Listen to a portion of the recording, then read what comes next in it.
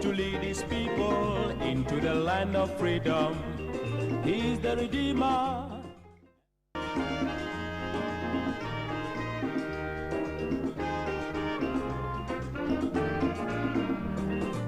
He has labored, he has suffered to lead his people into the land of freedom. He is the Redeemer.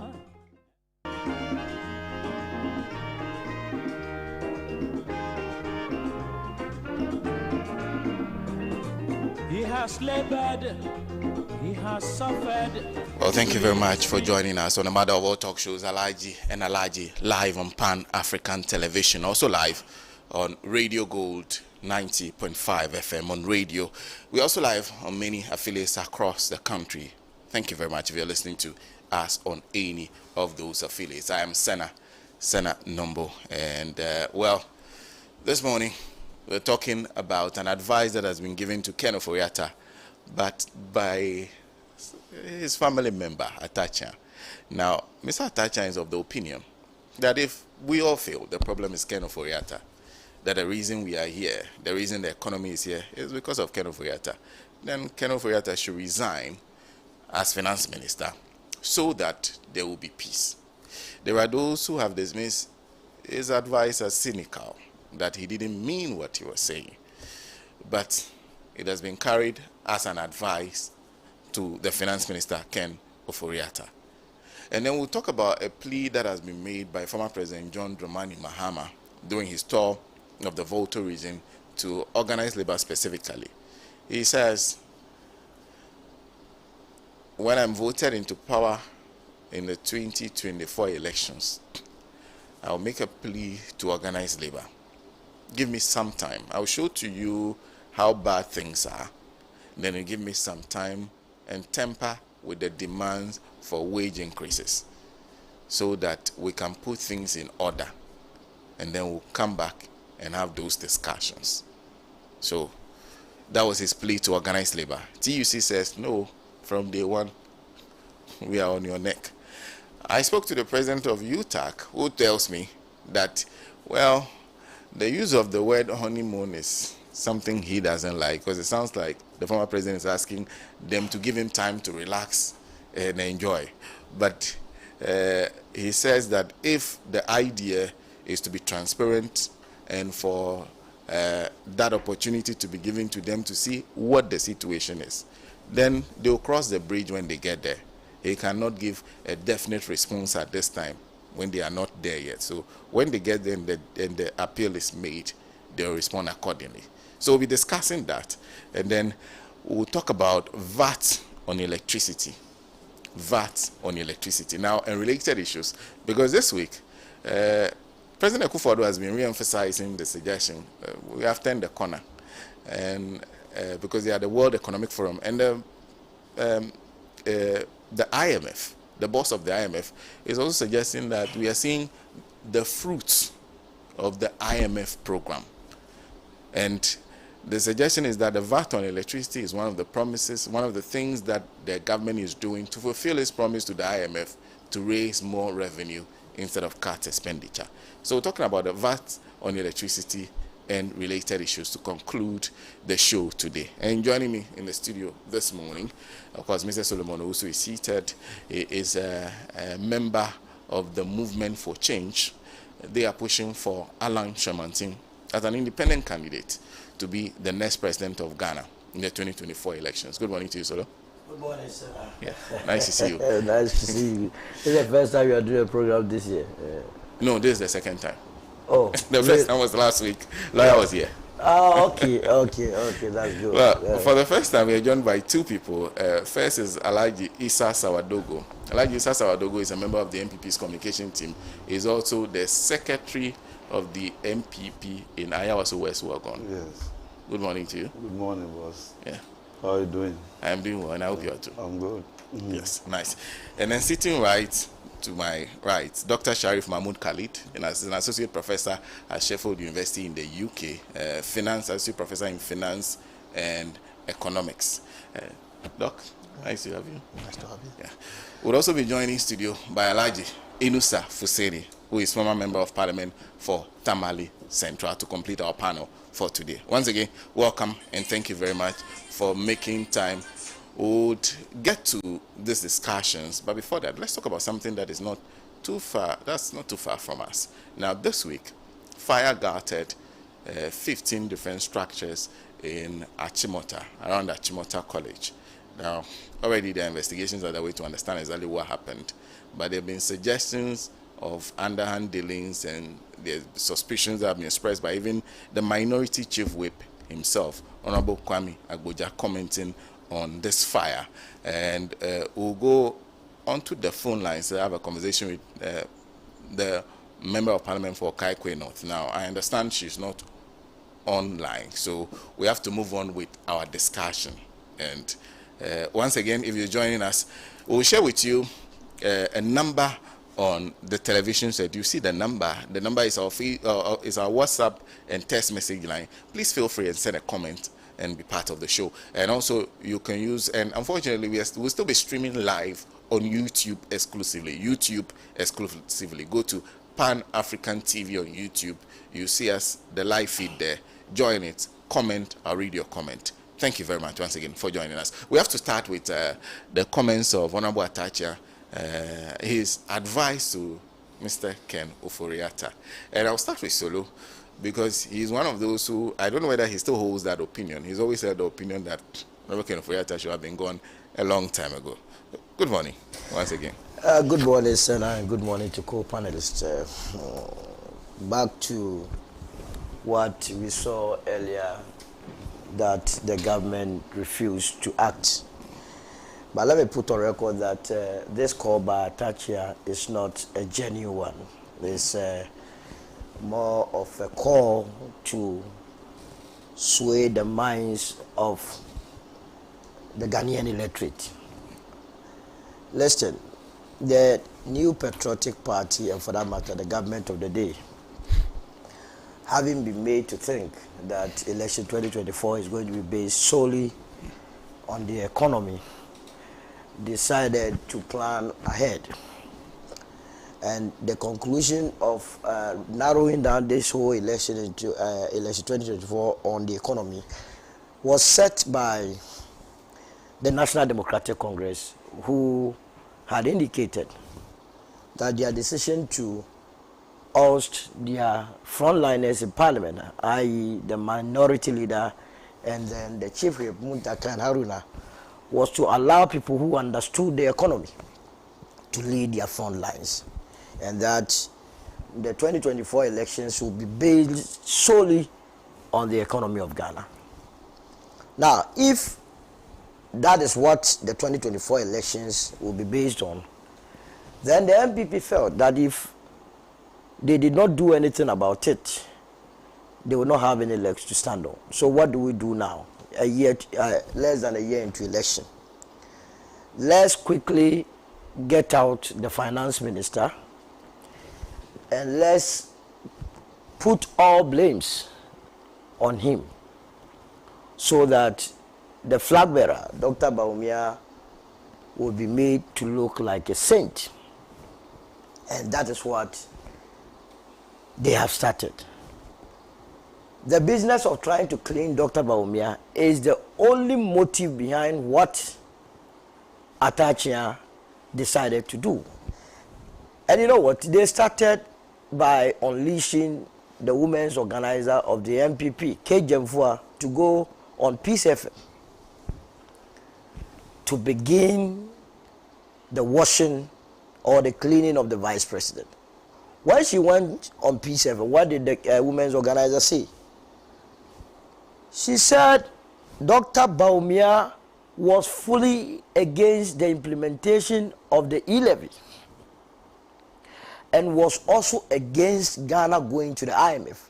These were the words of the women organizer. And that when they go to meetings, and I was wondering where, I mean, when you are sending someone to go and do propaganda, you must also check whether or not the person has the capacity to do a good job. She was saying these decisions were taken at cabinet level, and I have been scanning through the constitution of the land to see whether or not a women's organizer of a political party has any room in any cabinet meetings. After all, you can have the general secretary of a party and the chairman there, but the women organizer has no place there. Try as she did, she was exposed by the IMF's own document, the staff level agreement that was reached somewhere 2022. In page 2, where the IMF tells the whole world that the negotiation for the staff level agreement was done or was led by the vice president, ably supported by the finance minister and the governor of Bank of Ghana. These three people are the people who have collapsed the economy of Ghana. They have destroyed totally the economy of this country. Now, he says, e-levy, when the vice president was fighting it, he did so together with Esla Usu. And then again, we went into the archives to check whether the women organizer was being factual or was being truthful to the people of this country and was not for political expediency. Then we chanced on a video, a town hall meeting in Koforia, where the communications minister was championing the importance of the e-levy, to the extent that e-levy was going to solve all our problems. That's what my brother Koyochu Wafu will say, Koko Jaffa, also it solves, it solves all these things. He got that sense from the communications minister. So it means they have set the tone to try and whitewash the vice president so that he will look clean before the economy debate, and that all the problems will be heaped on the finance minister. Now, when he left, the general secretary of the party also came out recently to say that the government, there has to be a reshuffle. There has to be a reshuffle. If you are not performing, you have to be gotten rid of, so that those that can work can come in. This is also to give impetus to why the finance minister must be taken out, for them to bring their own candidate, so that that person who will replace the vice president at the finance ministry, they would name that person as having come from Dr. Baumia,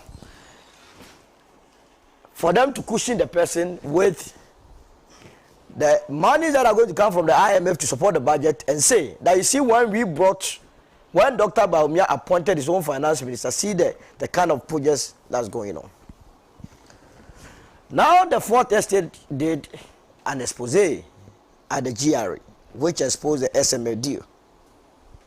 Now, it is also in preparation to push the finance minister out. Now, when the expose came out, you understand, all of them realized that the government was in the know. The president cannot convince anybody that he wasn't in the know as to the details of this transaction. We woke up New Year, and the president directed that there has to be a fresh investigation into it.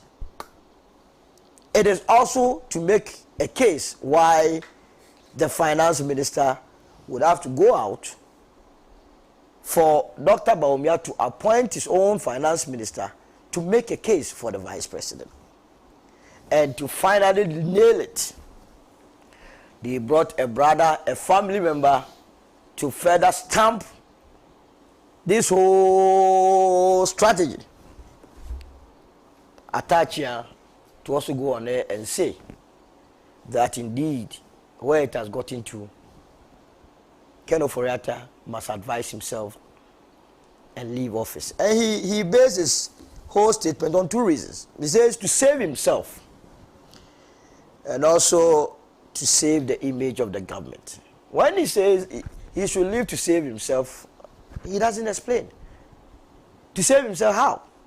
When we were calling on a finance minister to leave office earlier on, because some of us thought that we had time for any serious finance minister to come in and turn around things, he was one of those that was against the 80 initial MPs that wanted the finance minister out. At that time, he didn't see that he needed to leave office to save his own image and also the government. The insincerity is what I'm just drawing Ghanaians' attention, that they must not give any currency or current to the call by Atachia. It is not a genuine call. It's part of the whole strategy to whitewash the vice president, to let him look good as someone who was not part of any economic decision, though he was in charge of the economy. And this will be resisted fiercely, because this year has been termed as TNT by the MPP, tact and tricks. So any policy they bring is all about tricks, and those tricks will be phased out and exposed to the Ghanaian people to know that indeed we are not dealing with people who are saying things genuinely. Again, Atachia has been a member of parliament. He had an opportunity when some of us wrote to parliament not to pass the nomination, the ministerial vetting of the finance minister. He voted for him. So what is he talking about? In any case, is he not one of those that also believe that the government has turned the corner? Look, in the year 20, I started calling on the finance minister to step down since 2018, when he brought in this VAT amendment stuff, which has come to stay. Because at that point, I thought that was unnecessary. And if you look at all the indicators, the economy was gradually going down. But people didn't understand. Fast forward. Go to 2020, write to Parliament, 2021, that do not pass the finance minister. They did. Indeed, 2022, it heightened that he has to get out, to the extent that 25th of October, those 80 MPs heard our call and said they will act. Now, at that time that the 80 MPs were calling on the finance minister to step down, we were doing inflation around 37%. The dollar to the cedi had depreciated within that short space close to 20%. What do you call it? Our debt to GDP had risen close to 100%, and so on and so forth. And so, at that time, if Atachia had joined the chorus, he would have been right. Based on these indices or indicators, the reason I say he is not speaking from a position of truth is that these indicators that I just mentioned, now inflation they say is what? 23%. Is that not the case? If you just oppose that one to what you were experiencing in 2022, which was 37%, it means he has improved. Debt to GDP, I understand, has reduced. Our exchange rate has stabilized. At that time, fuel prices were going up daily. That seemed to also have stabilized. So, on that score, Atachia then does not have the moral turpitude to call on the finance minister to step down.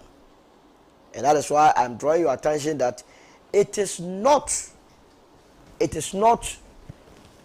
that Atachia loves the people of this country, that he wants to help us, but it's all about the politics that we are going to go into. In any case, the vice president has, at all material times, has been the leader of this economy. He has been taking decisions. After all, he goes around taking credit for all government projects that has taken place. How can he, in one breath, be taking credit for all projects that has taken place, but in another breath, you want to extricate him from all the mess in the economy? So Ghanaians, and for that matter, voters alike, you have to wise up. Because the people that we are dealing with are not people that are interested in developing the country. What they are interested in is to see to the next election going into their favor, the 2024 election, so that they can continue to unleash on you all these hardships that we cannot control. Hardship that has turned a lot of the youth now seeing betting as their only hope of survival. Hardship that now you wake up and you don't know what you are about. The only people that have been able to turn their corner are the less than 0.02% who are occupying government positions, who have access to state resources, who are milking it to the teeth, who have been able to turn the corner that they are. Else, what is the point?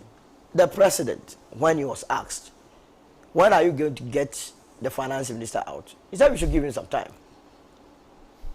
At this stage, we are in 2024. Is that not the case? Remember, the 2024 budget has already been passed. That budget was prepared by Ken Ofori-Atta. Is that not the case? So what would the new finance minister come in to do? After all our expenditure and revenue emanate from the budget. So when you are put there as a finance minister, you can practically not alter the budget that has been passed by Parliament with this appropriation. But like I said, it is all about putting all the blame on Ken Ofori-Atta. And he also understands, because he was part of the meeting that agreed that you will leave for all the problems to be heaped on you. Because take it or leave it, in election 2024, we will discuss the economy. We will discuss, because the movement for change has put forward a plan. And our plan revolves around dealing with the economic situation of the country. So, if you are a candidate representing the New Patriotic Party, you must be prepared to answer this question. And that no amount of tricks and tact would work in 2024. The earlier the political party called the New Patriotic Party and the government realizes that you cannot fool the people all the time, the better. After all, going into election 2024, if I were the New Patriotic Party or the government of the day, the current president has already checked out. He told us last year that, yes, he acknowledges that there is a serious hardship in the economy, for which reason he believes the next president will be the one to solve the problem. What that statement meant was that he, together with the entire New Patriotic Party, were done.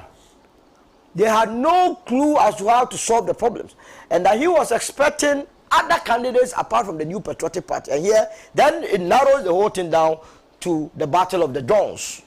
John Allen Chemantin versus the other John, which I'm not going to mention names here.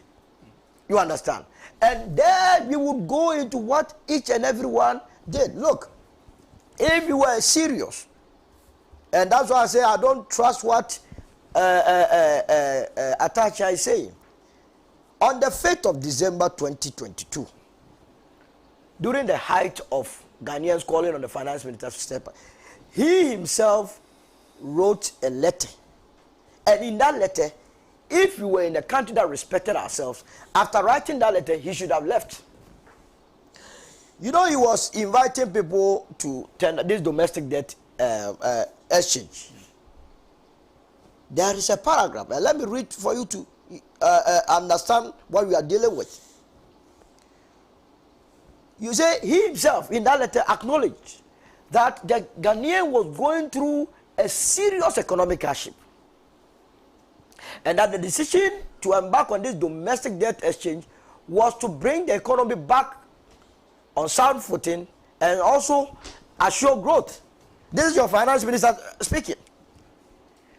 Then he ends that he was pleading with every Ghanaian who was a bondholder to aid in this, else the ramification of not doing this domestic debt will collapse everyone. You have come to lead an economy together with the vice president and the governor of Bank of Ghana. Mind you, our policies, our financial policies are either monetary or fiscal. You understand? And you, the finance minister, together with the economic management team, handles the fiscal aspect, whereas the government, the Bank of Ghana, handles the monetary policy. So if things are not going well, it is not for the vice president, who is the head of the economic management team, to run away from the finance minister. You must stand with him at all times. But because they know that in this country, few, I wouldn't say many, because now people are beginning to wise up. Hunger does not know political color. So they are beginning to wise up. They have to sit down and go and cook a story and come and tell all of us. The next thing you will hear from top government officials, together with party functionaries, my brother has come to sit here, he is a constituency secretary. They will begin to organize demonstrations against Ken Ofori-Atta. Watch it keenly. that if he does not step down, they are not going to work.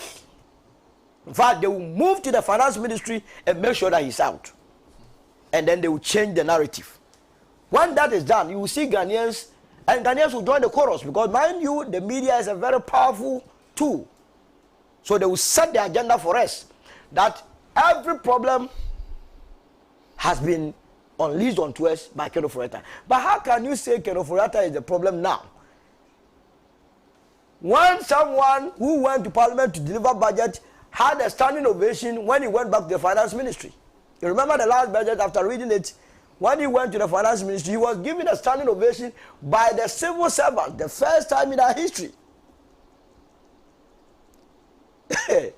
So, Senator, it is an interesting time, but I would admonish Ghanaians to be wide awake. We should not allow ourselves to be swindled this time around. So once beaten, twice shy, right? That if we will continue to allow politicians to always come and deceive us with double tongues, then it means the human being that we are, it's not worth it. We must ask questions. It's a collective responsibility. It's a collective responsibility that the economic, the finance minister and the vice president were working in tandem. Why is that today we want to push all the blame on the finance minister? And the finance minister must also understand that trying to sacrifice yourself for this political party and for that matter the government has its own future implications. Remember, it is not you alone. That one day, maybe your son or daughter would want to come and lead this country. And what you want to allow yourself to be used for will be referred to. Because 11 months, who on earth, apart from political experience, will go and take such a position? When everything is pointing to a negative direction, who will want to go and take? Or Sarah, you want to go and take that position? Or is that you go and take it? So actually, more people will not want to go and take that portfolio. But they are bringing it onto it. So Atachia must relax. We have identified the rationale behind what he has said. If the other political parties have not seen through, those of us with the movement for change, we know that this is a strategy. And this year, neither would we allow the National Democratic Congress or the New Patriotic Party to try and get away with anything that will not help the Ghanaian. We will speak truth to power. I'll end my submission here. Thank you. Thank you very much. So it's a year of what? Tricks and tacts. Tricks and tact and tricks. I see. I see. TNT. Tact and tricks. Well, if you just joined us, we are discussing Atacha's advice to Ken Ofori-Atta to consider resigning. He says perhaps it will bring peace. I'll come to Doc. Doc's theory is that things are not improving. What we've done is that we've normalized chaos. I'll come to him shortly. But before I do that, this is Dennis Yakwete. Says, having read the full text of Honorable Atacha's call for the finance minister to resign, I find such a call problematic, as he did not admit the truth that the finance minister was a failure, but only meant to save the ruling government. As in Atacha's words, it appears that may appease the people, not because the finance minister is indeed a failure. It is therefore a ploy to fool the Ghanaian electorate and must be critically examined. As for James' plea to organize labor, it is really on, but he must begin now to have clear ideas as to what he thinks will save Ghana from the unprecedented mess created by the Nanado's government, which is an open book. We will not entertain any excuse beyond what is reasonable within the given context.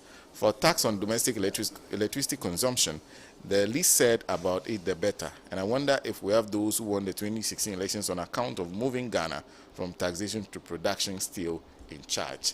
Dennis, thank you very much for that message. Ebenezer in Lower Manyakrobo says, where was Atacha when the call to remove the finance minister was made in Parliament? This call is hypocritical. In fact, the entire MPP leadership must resign and apologize to Ghanaians. Ebenezer, thank you for that message. And this one says a good morning. Okay, thank you. Thank you very much for that message. Doc, your own views on this call by Atacha. All right. Good morning to your cherished listeners, especially to the good people of the Upper West region. Right, and good morning to my senior comrade, Honorable Yusuf Hussaini. Yeah. Most of us have cut our teeth under him, so it's we have to recognize that in studio and before the nation. And good morning to my fellow panelists. Okay, well, I really want to speak on this within a contextual perspective. I was going to look at it from who is speaking in the person of Atachia, right, and looked at it also from a context and diction perspective, and also reasons for speaking. But I think my brother already started with the reasons. So I would realign my engagements to want to start with the reasons. I mean, the reasons are quite obvious. You'd see that it's a political strategy that is being deployed. But apart from that, looking at the context and diction, which I will come to, Atachia knows something we, the good people of Ghana, may not know. And I'll come to that. So to dovetail into what the butterfly family thinks it is, right?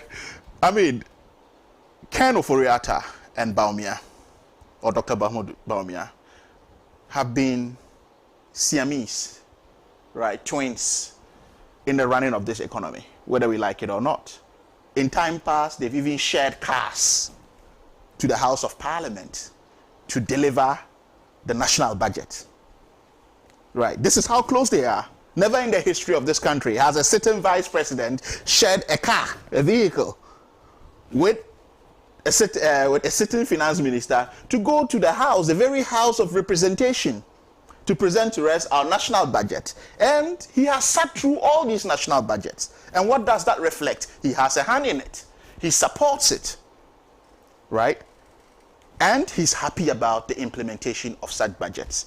And what are our national budgets? They are fundamentally the manifestos of our economy. So if Dr. Mahama Bawumia has been supportive, not just supportive, overtly supportive of Ken Ofori-Atta, right, by joining him to the National House of Parliament, and possibly they meet at cabinet as well. He's chair of the economic management team. And again, this is someone in the run-up to the 2008 elections who has been pontificating economic views that he claimed has solution to Ghana's problems. And for the last 8 years, 7 to 8 years, has not brought a single of his policies to bear to changing the fortunes of the economy. Should we take such a person seriously? You see, I've said something, people don't want to hear this, that this election is going to be based on two important cardinal points, which are what? One of credibility crisis on the part of Dr. Mahama Bawumia, and one of vindication on the part of John Dramani Mahama. Vindication in the sense that we bastardized him, right? We attacked him. We said he did not do A, B, C, D. We said he was corrupt. Today, what are we seeing? SML, right? A special prosecutor, right? In serious jurisdiction, when you say you have a special prosecutor, you clad the person with important powers, with special powers. Right, and when they speak before a podium or before the nation on national TV, they are dropping indictments. We have a special prosecutor under the current dispensation who, in near tears, were before the nation. Almost crying. Invoking proverbs. Not bold enough to even call it as it is, because he had to be proverbial. And you know, in our dialect and in our local settings, you have to be proverbial to hide what you have to say, so you don't put yourself in tongue. So is that the kind of state we are creating? That's where I talk about vindication. Dr. Mahama Bawumia gave Mr. Atta a couple of questions to answer. 100 plus, which he himself today has not provided a single or a scintilla of solution to. Will a lecturer set questions and not provide the past questions and solutions for that? He's ought to do that. That's why I'm mentioning credibility crisis here. I'm not mentioning that in a vacuum. And to agree with, as I said, the butterfly family, exactly what we are trying to do here is to whitewash Dr. Mahama Bawumia, and that is what Atachia seeks to do. Right. But I'm not going to dwell much on that, because, you know, that will not find favor in our current dispensation, because people feel it in their pockets, people feel it in their daily lives, and the likes of that. But let's put the Honorable Atachia, the persona speaking. He's a sitting MP of what? Ebuakwa South. The very MP of the parliamentary seat of the president, the sitting president. And these are the only two people under the 4th Republican Constitution that has occupied that. So it tells you that it's a very important person speaking. He's a royal from Chebi, the president's hometown. Right? He cut his legal teeth under the tutelage of the president's law firm, Akufo-Addo, Prempeh & Co. So what does he know? I'm giving all of these descriptions to, point to the fact that he's a real inside man.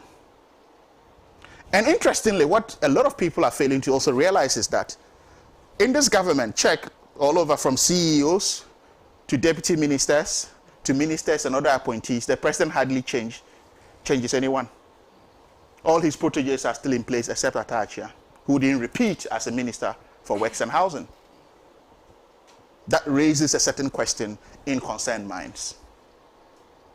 Right, so if he decides to speak today, we've got to, and for me, when I say context and diction, it's very important. He uses the word frightening. Frightening. Frightening was his word. That was his catchword. What is frightening about Ken Ofori-Atta remaining as finance minister? And what does he say? He said the economy is not in the best forms.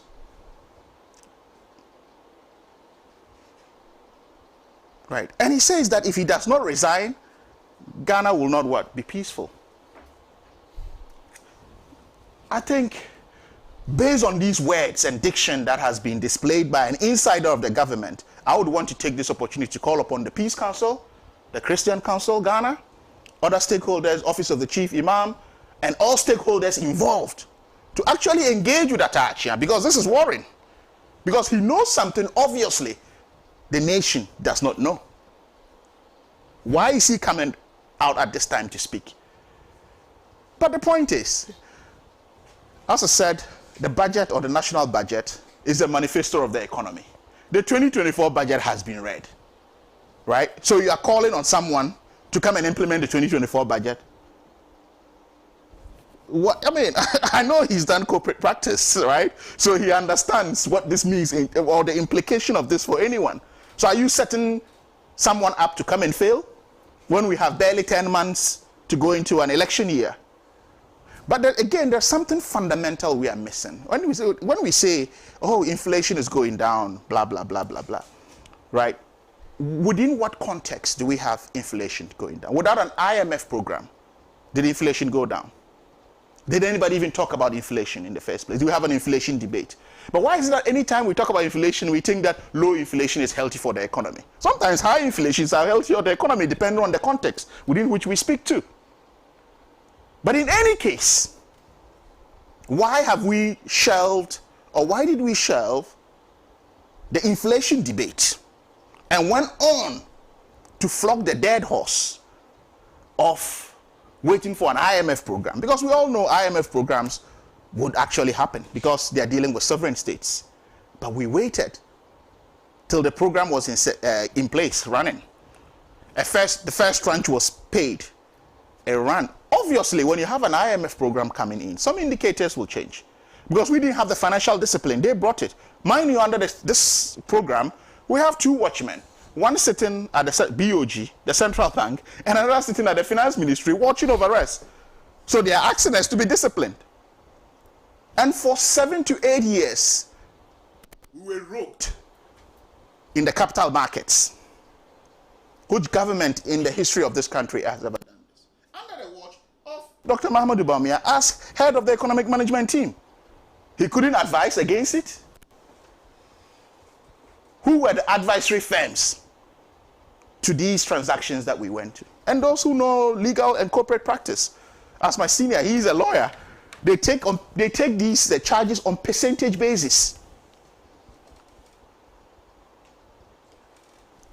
Under this government and this dispensation, we had a certain Minister of State at the Finance Ministry resigning over bribery allegations on foreign soil in Dubai, in the Middle East.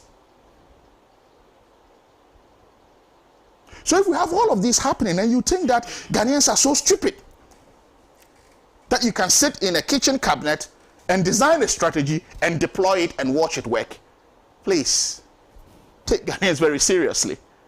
We're watching keenly and carefully with all of what is happening. And you look at this, the presence of Atta Achia in Parliament. He's within, if he hasn't changed, but he has chaired before, as my searches indicate, the Mines and Energy Committee. He's still the chair. Very interesting committee. And we all know what happens around that, right? We've all heard the stories of Frimpong Boateng and the likes of that, all right? And Special Budget Committee. So when I say he's an insider through and through, he knows something we obviously don't know, which is why I'm calling on stakeholders in Ghana to take him really very seriously and engage him for him to decode the kind of communication he has as far as his words of frightening. Ghana will not know peace, and all of these are concerned. They ought to be contextualized. Because this is scary. We are in an election year and anything is possible.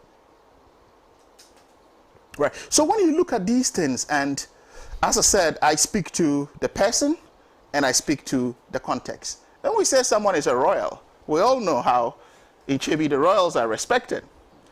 Right? So a potential chief is speaking, who am I? And he is coming from the same stock, the same family. And he has chaired a very sensitive ministry, which is Works and Housing Ministry, where very interesting projects emerged and probably did not see the light of day or are struggling. So there's a direct connect here between the functionality of his ministry and that of the finance minister. Why now? Why close the barn when the horse has bolted already? These are all fundamental questions I think we should ask. So Honorable Atta Achia's call it's I would say, a little too late, right? I don't know what essence it will have, and I'll be surprised if anyone would actually even put themselves up to be finance minister at this critical stage when a national budget has been read. The 2024 budget has been read. So what are you coming in to implement the budget? And mind you, as I indicate in previous platforms, this 2024 budget has no growth polls. It is only a response to an IMF facility and program. So you are inviting someone to come and do this. Why? When the 80 plus MPs called for the resignation, where was Honorable Atta Achia? That was the very right time for any resignation or reshuffle to have had meaning to happen. But they all kept mute. But it tells you when people say that this country is under siege. The president, only recently, right, invoked a replica feature of Louis XIV of France, Laissez-moi, I am the state, saying that what? The people of Kunfi will not gain development because they didn't vote for a said candidate. Chiefs came to him to plead, as they usually would do, but because they were not favorites, he told them to go and complete whatever projects they have to do if they can do it on their own. So this is the kind of country we are in. And these are the assertions that are being made. So I think that much as we would want to dismiss it as a PR gimmick, right, as everyone else thinks it is, but I think that it has serious national security connotations, which I believe that we need to look into. And for me, that's where my greater interest lies. Because the words, if you read all of the statements, talking about how what is the connect of the economy and peace that Atta Achia is talking about, that you and I on the table? He's more privileged, serving in sensitive committees. Right? But the interesting thing is, at the end of the day, he's trying to delink the sitting vice president, who is chair of the economic management team, from the finance minister's woes. And that I find very disingenuous, to say that it's cruel for anyone to do that. Is he trying to pitch camps? Is he trying to decamp from the Achim kitchen cabinet to pitch up with what Dr. Mahmoud Bawumia is building, the empire? Because he's got a new following now. Maybe that's what he's trying to do. But my focus is not more on that, because I know there's a PR element to it. My focus is on the security dimensions of this, which is why I call on the National Security Security apparatus to look into this, the Peace Council, our religious stakeholders, right, civil society organizations, and above all, I call on embassies serving in our country to ask for these to be explained and contextualized, within which form they are being deployed. We can talk about a PR element till the cows come home, but the security dimension is key because we are all looking forward to election 2024 and a peaceful election at that. We've had a thriving democracy. Our democracy is our trump card when it comes to investments, and we can't afford anyone to erode that based on a selfish interest. So I'm making this clarion call, right, to the diplomatic community as well in this country to actually have an eye on these calls that have been made and the very interesting context and diction that has been used so we can maintain our peace and stability. Thank you so much. Thank you very much. Let me do a few messages. Asanko in Santa Maria sent a few. He says, let them continue to commit every crime under the sun and continue to deny them, but they should be reminded that the sinner who refuses to repent is a potential candidate to face the wrath of God. The MPP does not deserve to come to power again. They are dishonest and lawless, he says. Kindly ask the MPP man, okay, now a member of the Movement for Change, whether his master was not a member of Dr. Bawumia's so-called solid economic team, which has totally collapsed our economy. Asanko sent all that. Thank you very much. Asanko in Santa Maria. With the movement. You also read it to me. I read the messages as they come. But the message has to be edited. He said there. is now. But there is now nothing like a member that. of the I'm a movement for change with my candidate as Alan Chemante. He must get it straight. Okay. I hear you. Isa is here representing amply the New Patriotic Party. Yeah. So what is this business of form? And I'll come to that issue in my next. Zanu from Kakasuna says, number one says he's a key listener of the program, this program, and says Solo has made his day. That's Zanu. This one says, tell Solo that I am happy for him to remove the log in his eyes after all the years defending this useless government led by Aduem Bawumia. He knows his government has been a failure since, but refuses to admit but to defend them vehemently. Now that he follows his master Alan, that he has seen that the finance minister is no good. Well, that's coming from Perry Gibson in Japan. Actually, even before he left, he started with a movement for change. He was one of those who was consistently calling for Ken Ofuyata to go. Dr. Sharif has stated it very succinctly. Does Atacha know something the rest of the country is unaware of? By the way, could you state the name of our alma mater correctly? There are two universities in Sheffield. He is from the University of Sheffield. Well, Professor Yanka sent that from Cape Coast. Prof, good morning. Good morning to you. And I'll come to you, Alaji. Alaji Isa Sawadogo. This is coming from your house. What do you say? Yeah. Your comments on what Mr. Atacha has said. Yeah. I'm trying to. No, I'm not reading the read message. the messages. Thank you very much. I think I'm very much grateful to be here. This is a home. Since here is my constituency, so I would like to be asked to be given some privileges because they are all my visitors. I need to also give them the maximum respect as they are here. I want to thank you very much and thank my constituents. I also thank my Member of Parliament, the Deputy Majority Chief Whip, Honorable Lydia Seira Malasa, who is doing a great job for this constituency. And also a privilege to be in the same panel with my senior brother, who has been somebody who's been watching when we were kids coming up in politics, with Alhaji Mustafa Ali, who died, the former foreign minister under Kufuor's regime. I think these are the people we're all looking up to. So it's a privilege for me to be in the same studio with him. I think I'm very much grateful. Coming to this important discussion, and I think I stand to agree and also disagree with the comments of my senior and one of the astute lawyers we have in this country. Mr. Atachian, at least I will just give him the benefit of the doubt and also want to say that that is the beauty of democracy and this is the country we all lived in. That makes everybody speak his mind and whatever you feel is not good, you say it. But the beauty of politics is that when you have your own person trying to chastise you or trying to put you on your toes, it's something that we need to applaud.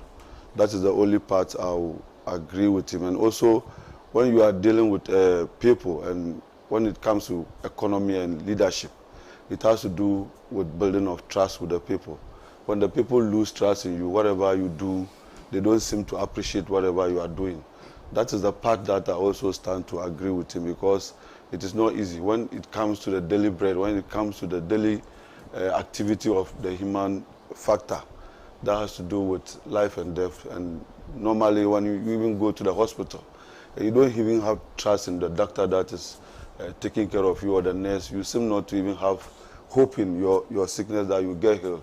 So therefore, that is the point that I stand to agree with him, because the finance minister, as a human being or somebody who has come to take this job, has also done his part. And looking at recent progress that he has made in the economy, I think he also deserves some applause. Even it's not been easy. Governance has been up and down, and sometimes you can be hit by crisis, you can be hit by circumstances that you cannot control. Those are the factors that I will stand not to agree with my senior brother, that these are stages that we've gone through. And as it is now, we are at a very good stage to make sure that everything is on its toes, because the IMF in Ghana just had a press conference to approve the second tranche of the IMF bailout. So therefore, all this has to do with the indicators that we have as a country. They will not just approve something for you that they know that you are not doing well. So it is supposed to inform us that all whatever we are in now, it's a result of hard work of certain group of people which we entrust this country to. So therefore, we all have to move around and support the current government, because we shouldn't pray for it to fail as it is now. Because if you really have genuine concern or genuine heart to want to take over this country, you should pray and also provide solutions as to how to go about governance, so that when it comes to your turn, you can also benefit from the suggestions and the this and that you have brought across. I think now we should also look at it in a different way. For me, I would say it is neither here nor there. We want solutions to our problems. Whether he's the one who will be there to make sure everything is moving all right, I don't have a problem with it. If it is somebody who will come and take over and make things better than what he has done, definitely if he's not there, or let's say take it that he's dead or something, may God forbid, there will be definitely somebody that will come and take over the home of affairs and make sure things are run very well. So therefore, it is not something we should be labeled about and want to cast certain insinuation around it. And I also, I was surprised when they tried to also rope in or try to merge the office of the vice president into this activity of the finance minister. You see, per the background of the vice president, that is how come people feel he's so attached to the economy, because he's an economist and a good one, of course, and he has also much experience into the Ghana economy before he became the vice president. So therefore, his office is not different from what previous government, previous vice president were holding. It's the same office. There's no clear-cut program. There's no clear-cut job prescription for the vice president. He has to work under the instruction of the president. He has to also work to make sure he supports the president to succeed. So therefore, he has made a lot of intervention. He has made a lot of contribution into the economy, which has given us the goodwill for us to vote for him to become our flag bearer and hopefully become the next president, inshallah, in 2024. So therefore, looking at where he's trying to move our country to, we all look at global concerns and global trends at which the economy is now moving. Now he's trying to move the economy from the physical practice into the digital space, which is something we all need to applaud, because as youth in the current generation that are coming up, these are spaces that we need to make good use of. And that is what the vice president is championing. So therefore, we need to also give him a push and make sure that all these things are being implemented, make sure we have a very solid country. Ghana is an icon that we also need to praise ourselves as a country. Even both parties need to praise ourselves when it comes to governance, even though we can say that we have done better than other governments because of the policy we have implemented, policies that we brought up. But looking at our peers and other parts of this world. I think we've done marvelously well, regardless of any political party that is in power. We've all done our bit, we've done our contributions. So therefore, I wouldn't want us to belabor ourselves too much on the discussion or this suggestion or this proposal that Mr. Lawyer Atachian has brought up. I think it is a genuine one, of course, because that has been on the table for a long time. So therefore, I believe that when maybe action is being taken, maybe it can give people some peace of mind as to this person is not there. It's just what is happening in our current Black Star team. It's the same issue. You will see that these are the issues that has to do with somebody, a player or a coach. And therefore, when the person is changed, you kind of see something. At least there's no even progress, or even there is a progress that will attribute to the system that has been able to transform. So therefore, it is good for all of us. Let us all make sure that we say it when it is right, and we make sure we also criticize it when it is bad. So therefore, it is good for us, and let us hope for the best. I don't want us to waste our energy too much on all sort of this discussion, and make sure we go into detail and see what will make our nation prosper. Because if you want to rule this country, you need to also have a focus as to what you want to do. So therefore, looking at the discussions and what is centering around the economy, it is not something that we are even getting a very genuine, how do you call it, criticism from our opponents. So therefore, we feel we are doing the best of job, and we think Ghanaians will renew our mandate and make sure the MPP rules again, because this country has suffered from good policies. Most of the policies we have been truncated due to the certain perception we have that after 8 years, every government has to be changed.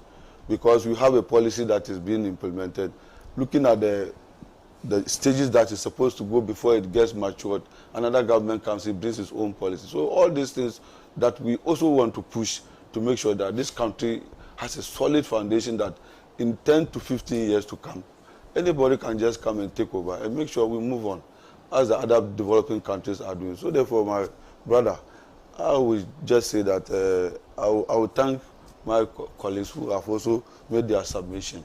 And we will move on as a country and make sure everything goes on well. So I will just end my submission without making any further argument about what they've said. Thank you very much. Alaji, thank you. Thank you very much. Alaji Sawadogo is a member of the MPP communication team, secretary of the MPP in the Ayawaso West Wagon constituency, where we are currently. We are discussing Honorable Atachia's advice to Mr. Ken Ofori-Atta to resign to ensure peace reigns. This is economy evangelist Ashaiman, who says the incompetence of this government is nauseating. They don't even care about the people. But they are still going around saying it is possible to break the 8. Nana Addo Bawumia has failed. JDM is coming with Honorable... okay. Interesting. Thank you very much, Economy Evangelist, sending us that message. Now, I wanted to read a bit more of the text messages that I'm getting this morning. It says the incompetent government will be booted out of power come December 7. We are tired of the incompetence of Akufo-Addo and Bawumia corrupt government. Alhaji, Alasan, Seidu, Joe, send that from Tamale. Thank you very much. This one is from Mamobi Nima. Text message sent to our line. Please, truth is bitter. The finance minister might be very ill at the verge of... okay. Okay. Thank you very much. There's also this one says the MPP and EC plan is they will load 800,000 people's name onto 5 polling stations and BVDs. So when they vote at a polling station, you can move to the next polling station without the NDC. Watch out, that's coming from you. Says I agree with what Atachian has said, because our elders say that when a fish comes out of water and says the crocodile is dead, then we have to believe it. MPP never again. I'm Matthew, watching live from Tamale College of Education. Matthew, thank you very much. This one is, please kindly tell Dr. Bawumia that he has no ability to lead Ghana based on his performance as economic leader. If he thinks that he still wants to serve Ghana, he should apply to any of the public investing in Ghana. If employed, then continue as economic tutor. Rasta sent that from DDT in Daboasi. Thank you for that one. Let me read some more. This one. If the societal teat for tat mantra of ages is indeed a fair game, then it's time for the Ghanaian contemporary top technocrats in the civil and public active services who have unduly been compulsorily migrated by MP government from the traditional gratuity to unfortunately extortionate insurance division, namely SNIT, that most often has been plundering its contributors. When they retire or exit from the public civil service, pay the relevant MP government in its own coin of disregard sooner than later. Enough is it now with such undue tolerance of total disregard. I'm messing that from Tamale. Alaji. Well, thank you so very much. I've listened to my colleagues. Solomon, you were in Tamale, you didn't look for me. I looked for you, I didn't see you. That's why you didn't get a roasted guinea fowl to eat. Secretary, how are you? I'm good. Dr. Khalid? Yes. How's life? By grace, sir. Good, good, good. Well, it's always a pleasure to be here on the Saturday to discuss the burning issues. And the one such burning issue is what Solomon and my co-panelists have discussed. The call by Atachia on the Minister of Finance to resign. But that call itself is dishonest, to say the least. Because the person who has actually brought a lot of embarrassment, shame, is making MPP unappealing is the president. The president's stance, his demeanor, his utterances are those that are making the MPP unpopular. So when you go to Kumasi, the people will stop you on the way and say that their roads are bad and that if you don't fix their roads, they'll vote against you. They'll vote against your party. What does the president say? He says, what does he care? What does he care? You go to Mape, the people have been inundated by a deluge. The houses are floating in water. They can't get food. Their farms have been inundated. There's a real threat of disease. You get there. And what are your words of sympathy? Had it not been for other reasons, I won't come here because you didn't vote for me. That's embarrassing. That challenges the thinking of reasonable men. That challenges the position of what we call the president of a country, the head of a country. And that is very embarrassing to say the least. And maybe for the MPP, bringing the MPP into disrepute. It's the president. It's not for the finance minister. Just recently, people go to the president and they say, Ekonfi, we don't have development. He said, yes, you want to have development. You remove my MP and you want development. Which president will ever say that? And which party will ever be taken seriously if they elect as their flag bearer a president in the nature of Nana Akufo-Addo? He's simply in saying that had forgotten that some people in Ekonfi repose their trust in him, and that they must also suffer like those who didn't repose their trust in him. That's the president. So, Atachia, if it is the act of making your government unpopular, or the people of Ghana angry, it is precisely the pronouncements of your president, his demeanor and attitude, and his arrogant style of leadership. In fact, the leadership style of Nana Addo Akufo-Addo as president of the country is irredeemably bad.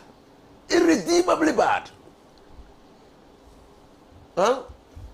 When we say he should not fly aircrafts, private aircrafts, and go commercial, he not only dismisses what we say, but goes to rent an aircraft that is higher in specs than the one that we're complaining about. Yes, that is the president that you have. That, well, he treats everything that you say with impunity. With impunity. So he is the person that here should be calling on to resign. And there's a provision in the Constitution that allows the president to resign. And then lastly, Who appoints the finance minister? Article 58 of the Constitution vests executive authority solely in the president. The finance minister is exercising delegated responsibility. He can be sacked tomorrow.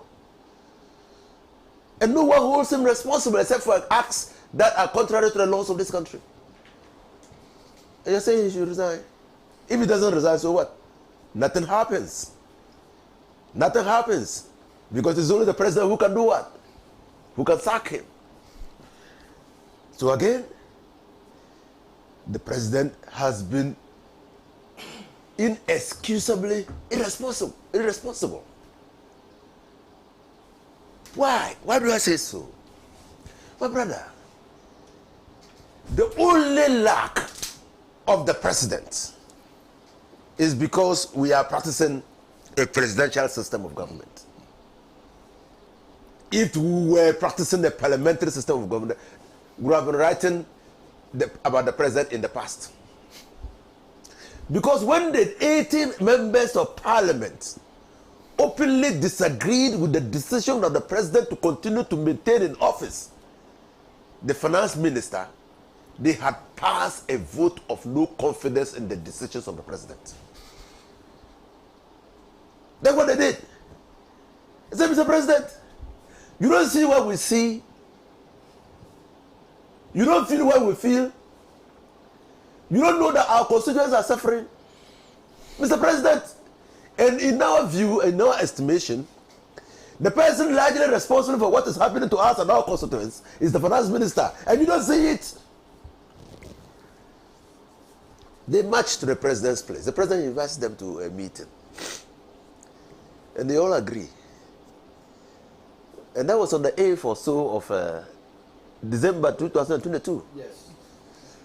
Or October 22nd October. 25th, yes, 25th of October. They marched to the president's place, and the president says, look, okay, I think that I sympathize with what you are saying, but in the middle of an IMF program, I don't think that it's really in our interest to remove him. Let him negotiate us out of the IMF and out of the present situation we have. Immediately he concludes that I'm going to sack him. Again, deceit of the highest order. And I'm surprised my colleagues or my previous colleagues did not see the deceit. The IMF program is going to be negotiated until 2025 and beyond. This is the second tranche that is to be released. We are going to have a third tranche, and we are going to have a fourth tranche. And they tell you that wait until, and at any point in the release of the tranche, we are going to have negotiations. The president tells the 80 MPs wait on the negotiations with that, and they agree. It's scum. It's scum. Beat them like what Kudus does to or did to the Egyptians. He beat them. They're not smart. And so the finance minister goes to parliament, and in trying to sound more confident, he quotes a lot of verses in the Bible. Says, look, I got you there in the first place. I'm going to get you out of that place. If this is not impunity and arrogance, tell me that what that is. That's why we have always said, as members of the NDC and the people of Ghana, that we know what got us there in the first place. We know the unbridled and uncontrolled and checked appetite for loans got the prophecy, associate professor of finance and economics is here. Unbridled appetite for loans. And even at a point in time in our history, there were civil society organizations who were signing petitions to restrain the government from taking more loans. Loans! You take the loans up to the point that you can no longer service your what? Your debt. So you are locked out of the external capital market. You are a risk. The country is a whole risk. You can't. So because you are locked out, you now abandon your principle of moving the country from production to what? from taxation to production. You abandoned it midstream. You no longer care that it was that which you used to come to power. Now you continue to pay taxes on taxes because the IMF says that, well, you must demonstrate that you can raise enough revenue. They release your trenches, you must demonstrate. And then you have nothing to demonstrate because you have mortgaged the ESLA account. You have mortgaged the Get Fund account. You have raided the Stabilization Fund. You have raided the Bank of Ghana. What again do you have? There was an attempt even to raid the Heritage Fund until people raised their voices and they backtracked. That is the situation in which we are. So many months before we went to the IMF, our brother Kosi Prad, who is not on this panel today, has said that apart from paying wages, all other activities that we're doing were on loan. Even the fuel in the president's car was on loan. We had to take a loan to be able to buy fuel in the president's car. All these warnings were ignored. Were ignored with impunity. And today we are in difficulty, and you say finance minister. But let me tell you, yes, I agree with people who say that there must be another reason why Atachia has made the call, and that it could be an honest call in order to save the country and also to disassociate Bawumia from the current mess that the country is in. But that cannot be. Ken Ofori Atta is singularly responsible for the recruitment of Bawumia into the MPP. Nobody brought him. He's Ken Ofori Atta. So apart from Nana Addo Dankwa Akufo-Addo, the next person Bawumia respects in the MPP is Ken Ofori Atta. And if Bawumia for a day forgets who Ken Ofori Atta is, you'll be reminded that he was the one who recruited him into the MPP and made him vice president. That was why in the history of this country, for 4 years that I was in parliament, that MPP was in power then, I mean the first term of MPP, at any budget region, Ken Ofori Atta was in Bawumia was in parliament. Because he couldn't. And that's why they had to share cars. They had to show that the bond between them was inseparable. How can you remove Bawumia from this crisis? How? Tell me. Tell me. Somebody who in 100 days of the MPP came to mention 110 achievements of the MPP. In 100 days of the MPP in office, he mentioned 110 achievements of the MPP. Every day they were achieving more than 110. Every day. And they clapped for him. When he sought to rationalize his famous speech of if you are engaged in propaganda, the exchange rate will what? Will expose you. Oh, well, for me, let me come back to, so that we all understand what Atachia has said. And that it has a precedence. And it's not only limited to the MPP.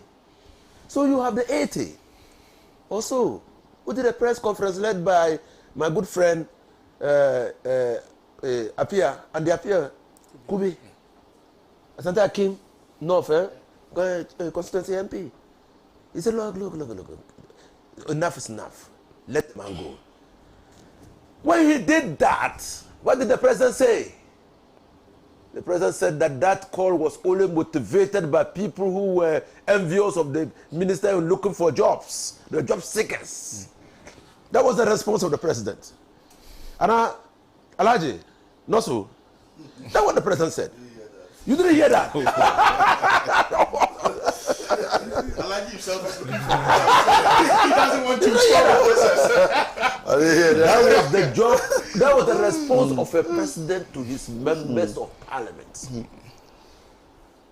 Can you imagine if this is not embarrassing and bringing your party into dispute and entrenching the divisions in your party? Tell me what does that.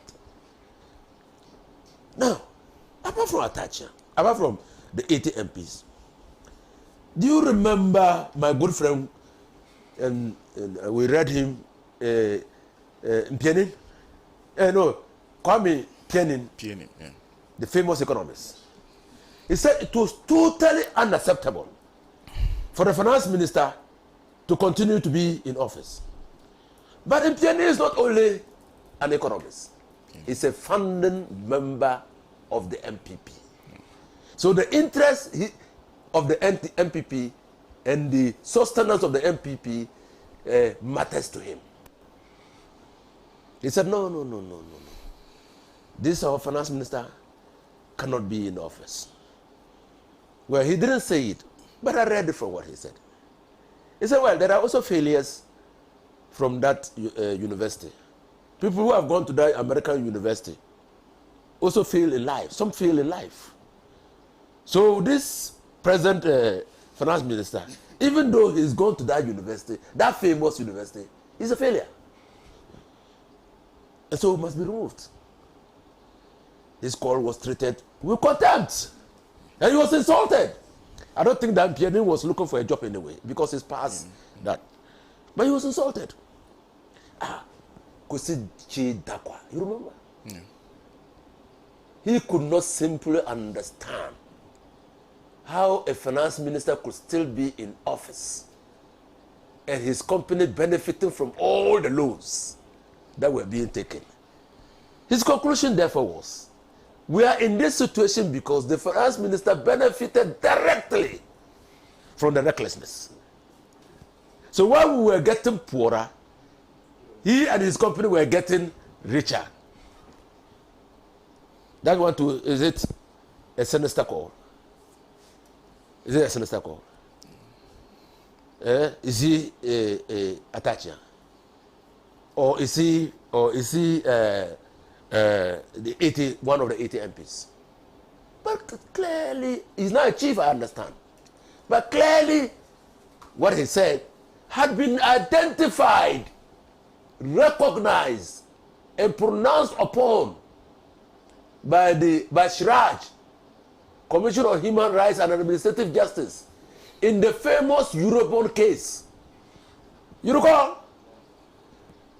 Said that he had been caught by conflict of interest. He had to take him to go to court to try to set aside the judgment of Siraj. So we are where we are in the country today because Nana Akufo-Addo's government has been despicable, has been arrogant, quite destructive in their policies and the institutions of this country. In fact, reckless to the core, and divisive. That's where we are. They're very arrogant.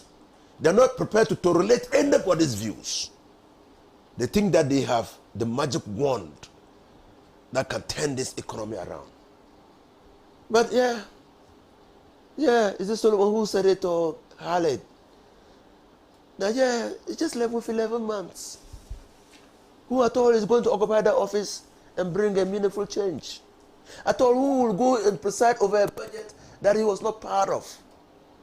So that's why you see that this call is a call in futility. In fact, any person who is given that opportunity might resist, might say no. So nothing will happen. Now, if you put that against what Atakia has said, you might think that yes, Atakia is involved in some comedy. It's a comical display of passion by Atakia, because he knows that nobody will be able to change the fortunes of this country within the limited time that the MPP has in office. In any case, let me ask Atakia. Nana Akufo-Addo has a penchant for retaining his ministers in office. And it's not only the finance minister who is not performing. There are a lot of ministers who are not performing. Their general secretary has said it. Justin Kodua. He said that there are many ministers who are not performing. But President Nana Akufo-Addo has no appetite to change anybody. He has no appetite to change. This man says, Gami says that he's obstinate. But that is his leadership style. Be there. And whatever the consequences are for today, I will change you. So, well, if there are many rotten nuts persons in the government of Nana Akufo-Addo who the president is not willing to change. Why do you think the president will change Ken Ofori-Atta? And in any case, I don't know what he knows that we don't know, but what we know that he knows is that he is from Chebi. He is the person who succeeded Nana Addo Dankwa Akufo-Addo. He was made the Minister for Works and Housing in the first term of the Nana Addo administration. Some of his colleagues who were also made ministers are still ministers. Mr. Atachia, what was it that engineered your removal from the ministry? We don't know. Rumor has said that there was some rivalry between him and the finance minister. Is it what is motivating him to also call for his resignation so that he can equalize? We don't know. But whatever be the case, I end with what I said. The MPP government is an unmitigated disaster in the leadership style of Nana Addo Dankwa Akufo-Addo. It's irredeemably bad. Whatever happens, we are in it till 7th of December when we boot them out and a new government takes over. Thank you.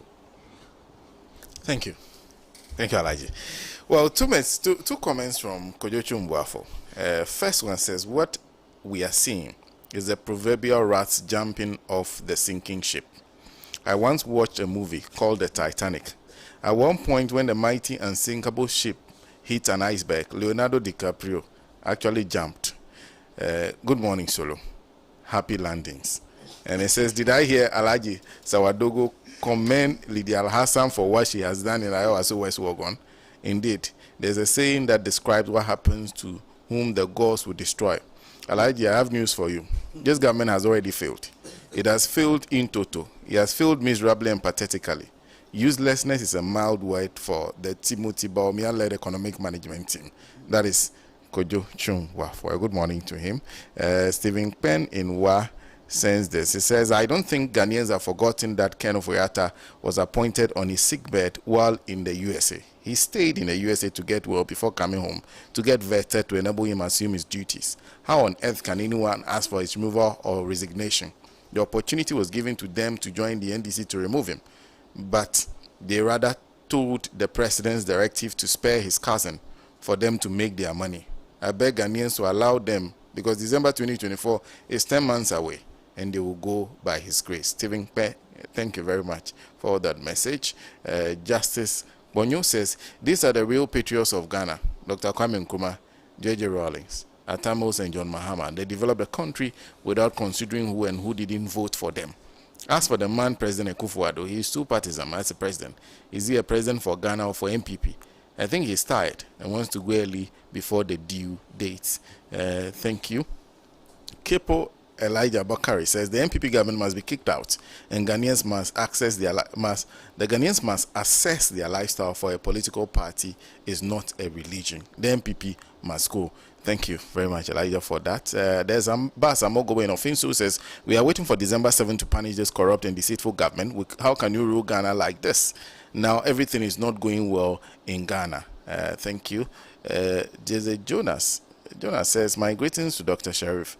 He's humble and affable, and these are the men NDC are proud of, to turn Akufo-Addo and Bawumia-led MPP fragile economy around when JDM assumes power in 2024. NDC really have the men. Jonas, thank you very much for that message. Okay, there's this one from Chairman Uncle from OS says, Uncle Solo speaks as if he just returned from Egypt. It was part of the novel mess of Nana Addo, Bawumia and the MPP government. Atacha is working on a book titled, is it Blamadegbe?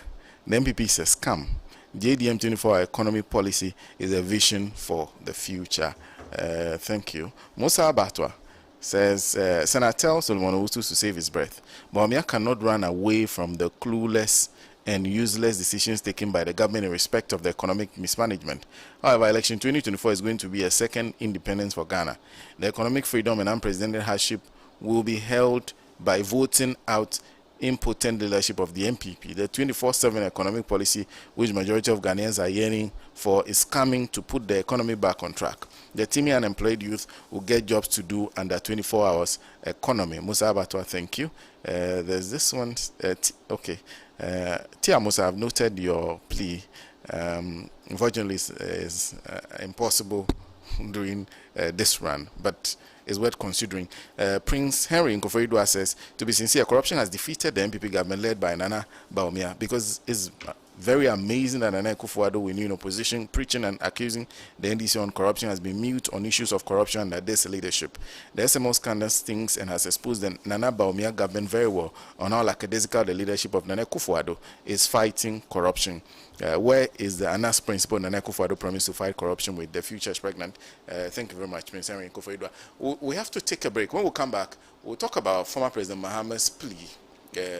We'll be right back. He has suffered to lead his people into the land of freedom. He is the Redeemer.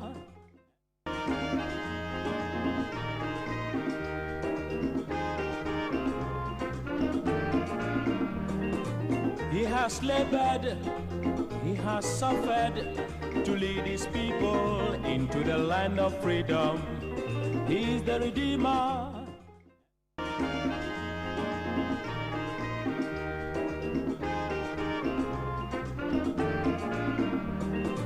He has labored, he has suffered to lead his people into the land of freedom. He is the Redeemer.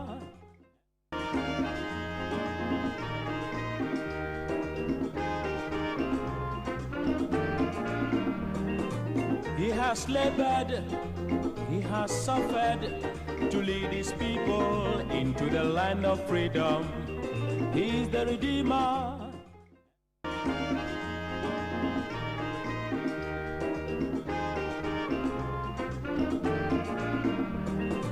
He has labored, he has suffered to lead his people into the land of freedom. Yeah, nothing. No, for me. Me see, my member. I was so Jimmy and Ha! How can we have some look fast?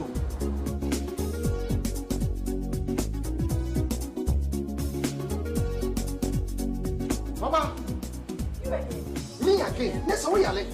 Me quite remember who hear me. Mentally, I'm sent my friend doctor when I'm crossing over. See what we swear. Malaria. Malaria. Oh, what they say what the router. Me copy the absence here. A drone a friend router mixer. You come malaria draw and running router. So Gap trap and the draw crew abaso body assay. Wabo router mixture abaso. Router natural products and one router mixture. Yeah, you could see a treat. Router tonic and the router life for. And who a finish like the bunny, a finipedium. That's supporting immune system. Router de Obiasia, FDA, I did dredging crap to Yatu.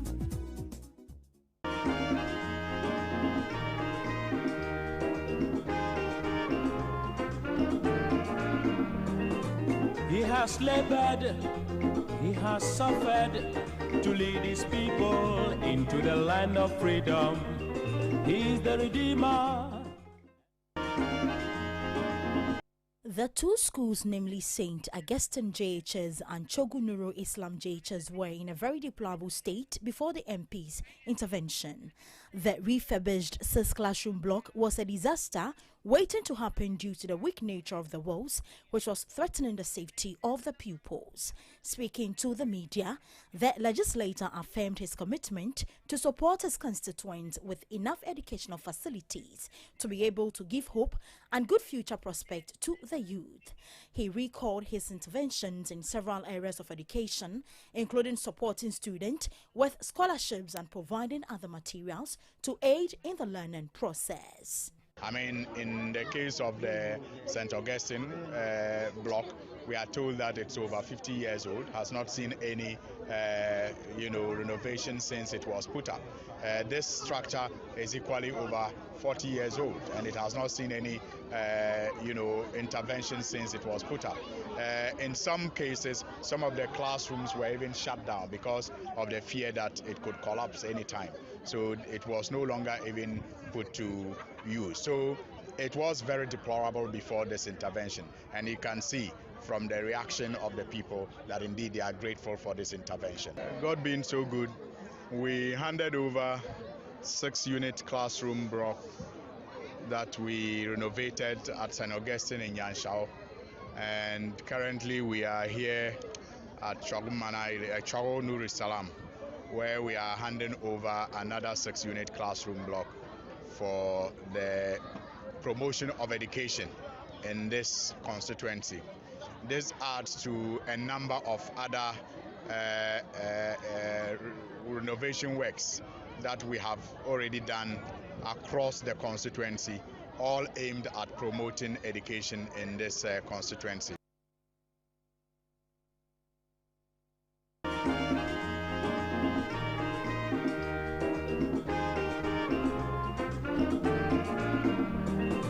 He has labored, he has suffered to lead his people into the land of freedom. He is the Redeemer.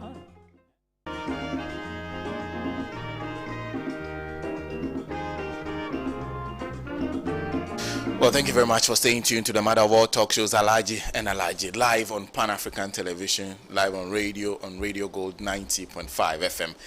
Of course, thank you for joining us on YouTube, Pan-African TV. We are streaming exclusively on YouTube. We are not yet on Facebook yet because, of course, I explained the challenges last week. So on YouTube, Pan-African TV, watch us live and share your comments with us. I'm getting many comments, both on our WhatsApp line and text message now, of course, and of course through YouTube. This is Seidu, who says Atacha's call is a well-designed wider strategy to distance the Vice President Dr. Bawumia from the economic mess. Let's not buy into other tricks suggesting that there's tension between Vice President and Dr. Bawumia and Vice President Dr. Bawumia and Finance Minister Ken Ofori-Atta. Is one of the strategies designed to exonerate the Dr. Bawumia from the economic mess we find ourselves in. He is guilty as charged. And then Kojochu Mwafo sends a message that I should says Alhaji Yunus Afuseni has hit the nail on the head as regards the rivalry between Ken Ofori-Atta and Atacha. It's a family feud dating back long ago. Well, that's coming from a family member anyway. Let's move on to the other discussion. John Mahama's plea. Former President John Dramani Mahama made a plea to organize labor during his tour of the Volta region. Attracted a lot of comment. The focus for a lot of people has been on the use of the word honeymoon. But what he's saying actually is that, of course, when it comes, one of the very first things he would do, open the books up for organized labor, and then he'll make a plea to them that kindly give me some time, hold on to the demands. Give me some time. Let's turn things around with the team that I'll bring in. Then we'll go back to the situation. Well, Doc, I'll start with you on this one. What do you think? All right. This is a very interesting and sensitive subject, especially when you are dealing with unions in an election year. That where I sit and how I look at this from within a critical and honest lens. I think this by far one of the clarion but honest calls or promises by a leading opposition figure.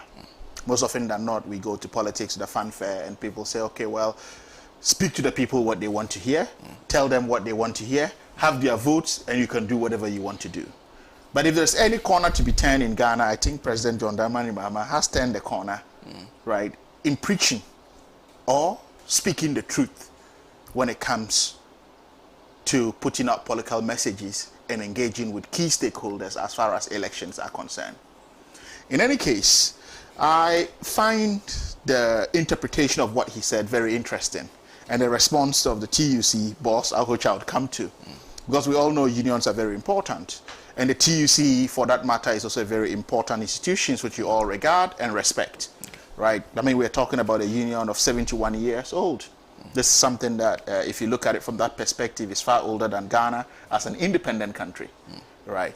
And has members of getting into the about 500,000 members and affiliate members. So it tells you how important they are when it comes to the labor market, or for that matter, the labor landscape in Ghana. But President John Mahama said, give me respite, right? That's what is termed as honeymoon. I don't know if it's the usage of the term honeymoon that people have a problem with. He's not saying I'm going to rest whatsoever, right? Which is why we have inherited, or for that matter, emulate the American style of 100 days in office, where we need to assess to see where the direction of the government is going. So if the 100-day phenomena or cliche has become a convention, he's saying that, look, based on what our assessment of the economy, which every Ghanaian in every nook and cranny, every hamlet and cottage is feeling as far as the economy is concerned, right, the President John Dramani Mahama ought to be honest with the good people of Ghana. He did not just speak in a vacuum. He said, we'll present to the people of Ghana the books, and the books will speak for themselves, right? As we sit now, go to the GET fund, go to the road fund. Are contractors being paid?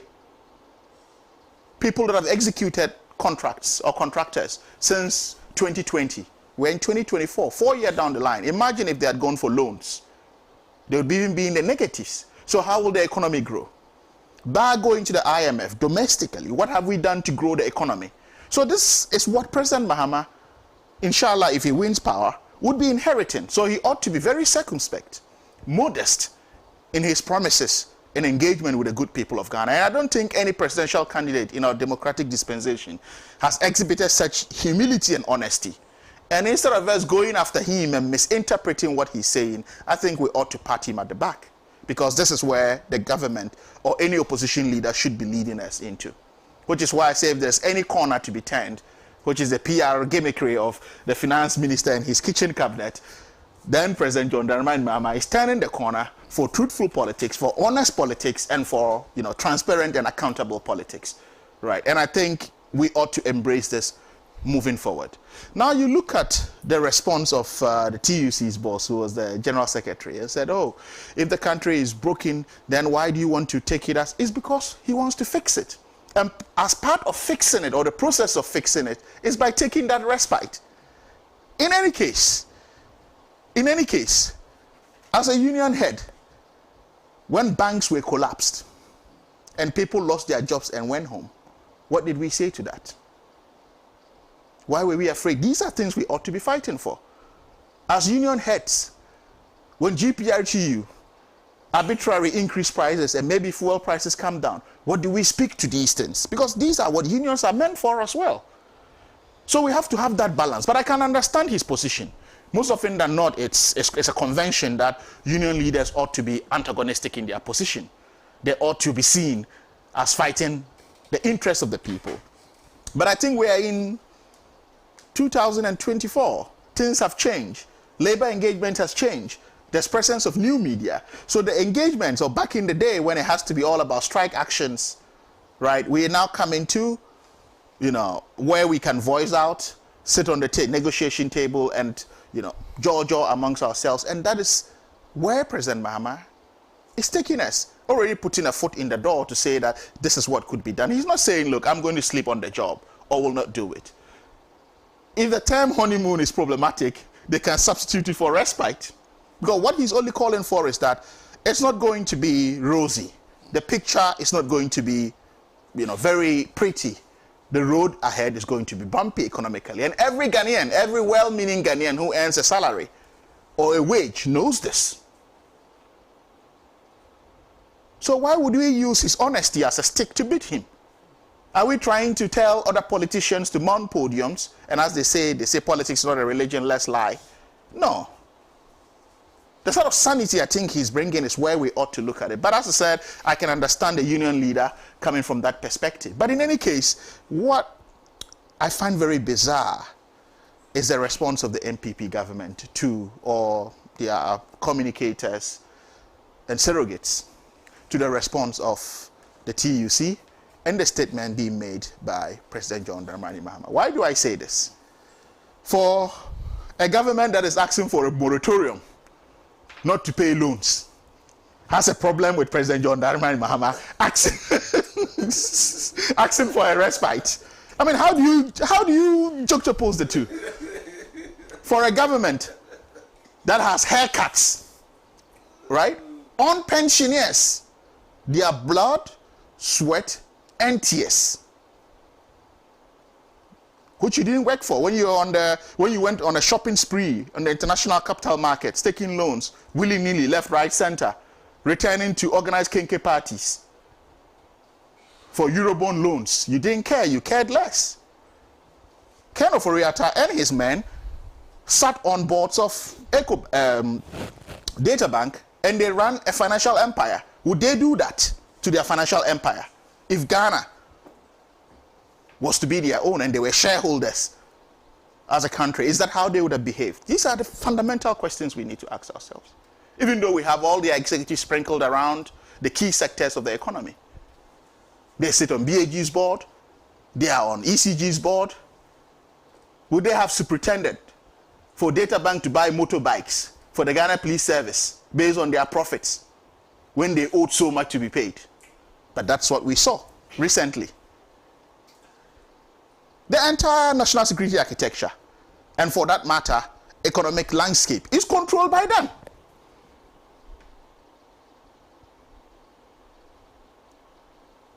Where you had people coming into the Dankwa Institute, spending 6 months of ideological training and being shown how to key positions in our national security setups. And you know the connect between the national security and the economy. Where are we taking the country? Where are we headed with all of these arrangements that we have? So these are the things President Mahama is privy to. Having been briefed by his economic management team, briefed by his security team, he knows where we are heading as an opposition leader. And you know, it's very critical and crucial, which is why in most jurisdictions, when you have an IMF or a World Bank program, they tend to even engage opposition leaders because they are a continuum.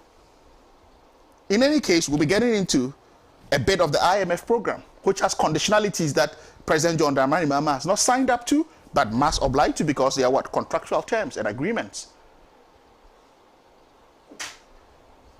Let's look at their flagship programs, 1D, 1F. The gestation period for any factory to do well is 5 years. It will succeed. It should have been bringing some returns. We are in year 8 of the ruling government. Which of their factories, what return is it bringing? What reflection or impact does it have on the economy? One village, one dam. How is the agricultural sector growing? Let's look at the key statistics and have an engagement with that. Irrigation schemes. Tomatoes still coming from Burkina Faso. Onions still coming from the sub-region. One factory, one dam, where you have special, and you had, gerrymandering of ministries. You had ministries cocoon at the presidency. To what end, we don't know. But Solo, I think that's something you guys ought to watch very well, is not to allow this government to scapegoat you, to say you had all the awards at the trade ministry, because they will do it. So you need to arm yourself and build up your PR against that. Because, you can't have a trade minister sit in a trade ministry, you disarm him and empower another person to sit under the presidency and say special projects. What is special about projects that falls within a mandate of a trade ministry that could not be executed by the said trade minister? Look at the scandals we're having in this country. SML. And when they do them, they go for low-hanging fruits. Because the petroleum sector is very easy, right, to get some monies off it. And look at the interesting thing. You contract SML, right, to look into audit and assurance and guarantee revenue collection. They've messed up and you've been called out. You now go to use the taxpayers to contract a Big Four accounting firm, which is KPMG, to look at what you had asked SML to do. And there's a president executing this. So sometimes you wonder who the advisors are. And all is about, we have the man, we went to Yale, we went to Harvard, and all of that. How is that reflecting on the economy? These are the key issues we ought to talk about. Look at the last statement that got released as far as the IMF agreement is concerned. Very bizarre. I wonder if any well-meaning civil servant had a hand in it. I want to believe that it is Ken Ofori-Atta's kitchen cabinet at the finance ministry that put it together. Because how can you call a domestic debt exchange program, how can you tag it as a success when it was a pain on the hard-earned savings and income of people? Who writes in such a sensitive manner, except for PR purposes? Very insensitive language to have called the domestic debt exchange program a success. You can read the statement and see how it is. And it's laden with PR elements. It's all about turning a corner. And I keep saying this. Has the finance minister missed his own Wall Street balance? Right? You are in an overheated economy where all indicators went south. And if you are in an overheated economy, you've got to cool off before you can make or turn a corner. You are in the process of cooling off thanks to an IMF program, and yet you jump around to say you are turning a corner. This government is a government of PR, run by PR and for PR. You can do a content analysis of all their press statements and see, you would establish that trend. And sometimes they're not even smart about it. So it looks like a third-party PR firm puts something together. When they come, try and localize it a bit. You make it, look very remote and not fit for purpose for our setting and environment. And that's an insult to the people of Ghana. Right, so we are aware President John Dramani Mahama is privy to all of these things, which is why he's saying, look, I know what I'm facing if I get sworn into office. But please, I'm pleading with you. Give me some respite and I'll put my house in order. You all know what goes into, even like in the first quarter, right? Boards are being formed, ministers are being appointed, they have to, have constitutional consultation, they have to tick boxes within the constitution. Within all of this period, it's what he's calling for. If he has that respite and put a formidable team in place, then he can deliver. Right? But if the TUC would exemplify their fight, they should use the same energy, breadth, time, and vigor to question this government on some of its happenings, such as the collapse of banks, poor wages, and all of that, to prove that they are not selective and they don't fear any government and they are standing up to it. Is it because the Mahama administration is not a vindictive government? We can understand that in this country, when we're under these dispensations, like you're under siege, everyone is scared. But as unions, we know they have the potency. So we call for consistency within union activism. But inshallah, come January 2025, when President John Dramani Mahama is sworn in, all what he's asking for is some respite. He's not taking a honeymoon. Right? If honeymoons were not good, I don't think we would invite them into marriages, would we? Doc, thank you very much. This is Dr. Sharif Mahmoud Khalid, and let me get this right because of Professor Yanka. You are an associate professor of accounting and finance. Yes. Okay, at the University of Sheffield. Yes. I know what Professor Yanka is saying. There are two universities in Sheffield. In Sheffield. Okay. Right? We've got University of Sheffield and Sheffield Hallam University. Oh, okay. So I think Yanka wants to be sure which I'm with. I'm with the University of Sheffield, Professor Yanka. I'll come to Alhaji Issa Sawadogo shortly. But before I do that, this is Habib Bantus in Italy who says the call by Atachan for the removal of Ken Ofori-Atta is simply Azan in Frakadam.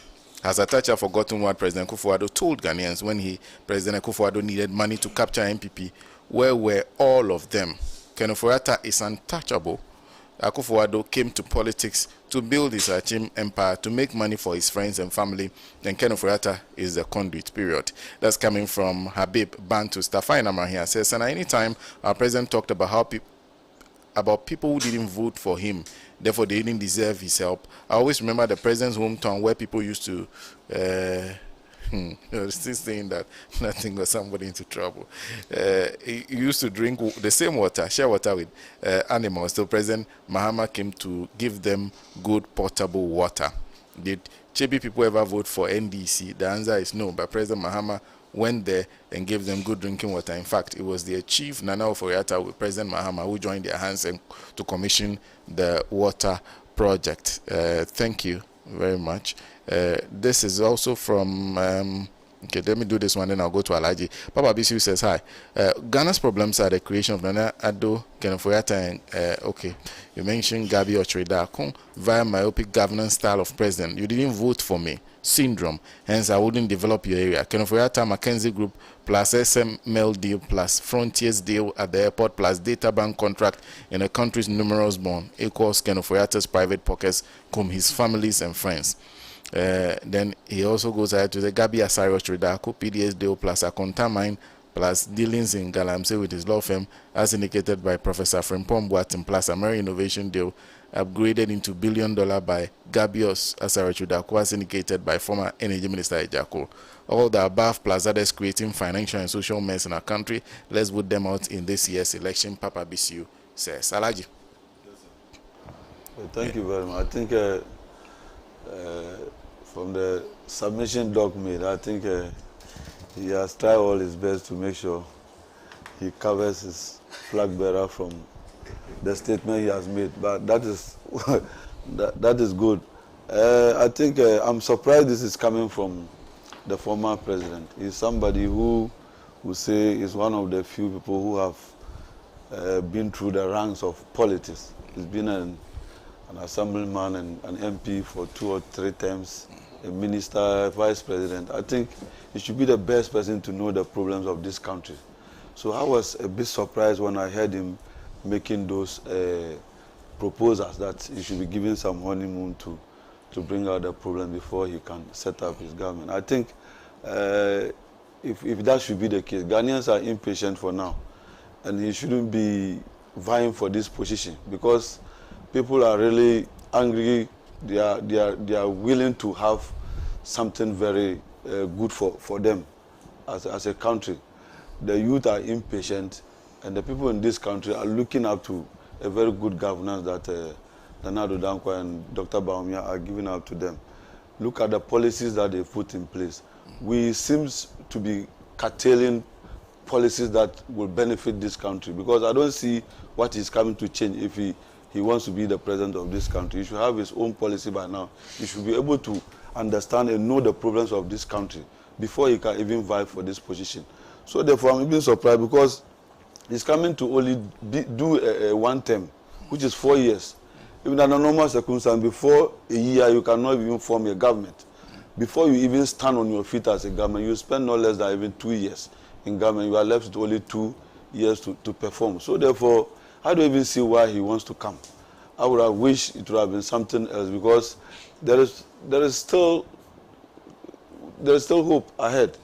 So therefore, there's no need for us to make any changes in governance as it is now because I have identified these are some of the problems that we are facing as a country with this 4-year, 8-year term that we have. Looking at countries that have progressed like Cote d'Ivoire, Rwanda, and all those places, Malaysia and Singapore, those are countries that we've seen governance move from decades. So policies that are being rolled out are being matured and implemented to a certain level that everybody can take over the home affairs. So therefore, this business of us coming to change what somebody has done, you wouldn't even have the luxury, you wouldn't even have the strength to do a lot of things that you want to do. So therefore, we're back to square one. So therefore, I'm just pleading that let us look at what this government has put in place. Look at the system that is being put. Look at the investment the government has done into roads, into schools, into other economic ventures like the digital system that is now giving us more revenue. It is now curtailing corruption. It is now curtailing the difficulties we have in the system that we are all privy to. This is a country that we need to focus on ourselves and understand that we have a duty to play as a citizen of these countries. It should be something collective. You see, we should not leave the governance of this country into the hands of only politicians. This is what we need to know. When you always blame the politicians, you always want to do like we want to gain political capital after what we are doing, you see the people who are supposed to be taking charge of their responsibility who want to hide behind those things and do worse things in the country. Looking at the number of politicians who are handling this country are not even up to 1% of the population. But look at the civil servant and even the system that is holding this country, they are in the majority. And those are the people the politicians come to govern. Those are the people, NDC and people, who go and come and meet them. So therefore, we should be seen to have a collective agreement within ourselves. We have a very beautiful democracy. We have a very beautiful system. we have the parliamentary system that we can meet at this platform, make sure we have a very strong policy, because the current generation as they are coming, there are people who want things to be done very, very fast and who want things to be done in their way. So therefore, we stand the chance of even meeting the wrath of the people.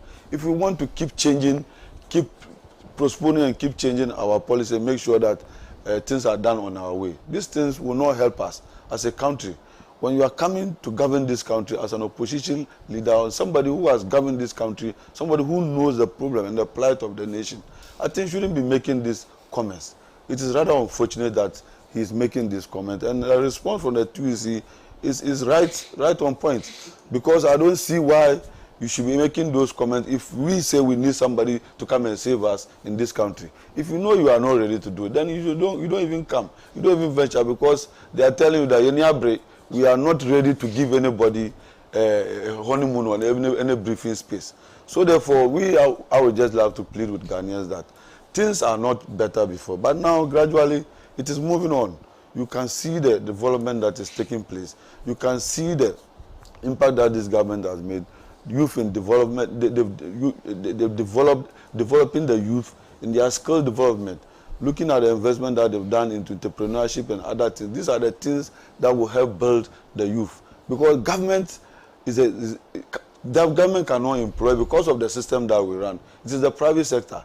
And we also have to encourage people that will want to go into entrepreneurship to make sure that they've developed themselves, and we have this more of a business class people that will also engage others to work for them. So therefore, I want us to shift our focus from the normal politicking and make sure we put out policies that will help and let us develop the private sector. What government can only do is to just give the people the enabling environment to develop their skills and develop their plans to make it a very laudable one for people to also tap into. Because every year we are bringing down graduates in their thousands, and the factories and even the industry in the country is less. So therefore, these are the things that we have to focus on. These are basic things that the former president or the flag bearer of the NDC needs to know. You understand? You don't even need any honeymoon to be able to identify the problem of this country. Some of us are there. We are politicians, even though we do politics. But in another way, looking at the environment, looking at our working nature, there are petty issues that you could see that these are things that you can handle when you are even given the leadership position. So therefore, I would just want to plead that if John Mahama knows that he's coming, he's not coming to do any good to this country, he should better excuse us and let us have a very laudable leadership, a very good leadership that will move this country into the next generation. Because we stand the chance of losing a lot if we make any changes in this coming elections. I am not just trying to see that because I'm an MPP. I am somebody who wants to advocate for continuous progress of policies, because we don't want to do like we are just sharing.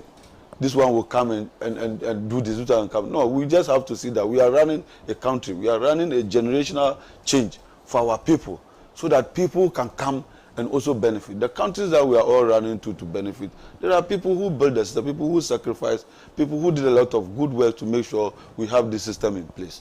If we are also not doing it, at least we should have a plan that if we want to lead this country, we don't need any holiday, we don't need any moratorium to be able to handle issues. So therefore, I'm just saying that Mr. John Dramani Mahama has really caused a political blunder, which is not supposed to be entertained, because he's the least person to even ask for a moratorium or a honeymoon as a flag bearer of a party. So therefore, my brother, I will say that my brothers will find a way of trying to defend it. They will find a way to try to defend, because when it comes to the MPP or the President Akufo-Addo, it is something else. You understand? In governance, you can go to a certain level that you also make some mistakes. You also make some remarks that are not suitable for the people. President John Mahama, when he was a president, told us he was a dead goat. He doesn't even fear knife or something. You see, we have remarks that have been made by former presidents or politicians in this country. So therefore, we should not try to antagonize ourselves. We should not try to go into certain areas that will not help us in our political lifestyle. So therefore, as for me, I'm not just happy, and I think that President Mahama has shot himself in the foot. Dr. Mahmoud Bawumia stands tall, and we'll make sure that this country moves on, and we govern it to the admiration of the current generation. Thank you very much for my submission. Alaji Isa Sawadogo, thank you very much. Let me say a big thank you to Shine FM in Akachi on 96.9, Hills FM in Adaklo 91.7, University Radio in Ketekrachi on 89.7. We are also live on Sela Radio Dabala 97.1 in the Southtown constituency, Diamond FM in Tamale 93.7, Bewa Radio in Yendi or 106.7. We are also live on Radio Kitaon in Saboba on 95.7, Benya FM Elmina on 105.7, Global FM 105.1, Zebs FM 95.9 in Zebela, True FM 92.5 in Adeso, Lamara FM 89.1 in Tripoli, Buem 88.7 FM in Jasikan, Lukusi 96.1 in Virgo Lokwati, Tyne FM 90.9, Sekbele FM 104.3. We are live on all those radio stations. Mr. Solomon also. Sarah, very interesting discussion. Former President John Mahama calls for honeymoon. But you see, from December to November, December to January, December 2023 to January, I must say the outing of the former president has been catastrophic. And listening to Doc and listening to Alaji, if a dog, I'm sure you are not happy with the statement. And that is how come you will conclude that if there is a better way of replacing honeymoon, let's replace it and move forward. Because you see, it is undeniable fact that all of us accept that the country has been mismanaged. The finance minister has said it in parliament. The president of the land during the State of the Nation said that we are in hardship, difficulty. The only thing that they attribute it to is the Russia, Ukraine, and COVID. Yes, Russia, Ukraine brought problems. Yes, COVID brought problems. But if you are elected as a government, you promise that you are going to save the people. So whatever problem comes or whatever challenges come, you must have the capacity to deal with it. If you take Ukraine, that was the real architect. They were the country that was hit by this whole war. In 2022, their inflation was around negative 29%. But by 2023, they had moved into the positives. That is a country that was at war. In fact, it was 20%. Whereas their inflation in 2022 was 20%, those of us in Ghana, we were hovering around 37%. So it tells you that, meanwhile, there wasn't any bomb dropping in Ghana. So it tells you that we have actually mismanaged the country. And that is how come the former president, and for that matter, the NDC wants to take over. If you, as a political party, wants to take over, then it is not enough to simply state the obvious. What former President Mahama did in Hawaii was stating the obvious. The obvious being that, yes, we are in difficulty, but when I come, you must give me the time. You will say the truth, but politically, it doesn't work like that. You understand? Because if it is about you coming to maintain the status quo where we are in hardship, because if you say we should give you time, it means the hardship that you came to meet, we must still bear. Then what is the point in coming? Then I would advise that you stay in your house for the person who has the capacity to, as it were, turn around the corner or turn things around to come and lead this country. And I also find it very interesting or difficult to understand his position. Because whereas you agree that we are in a difficult situation,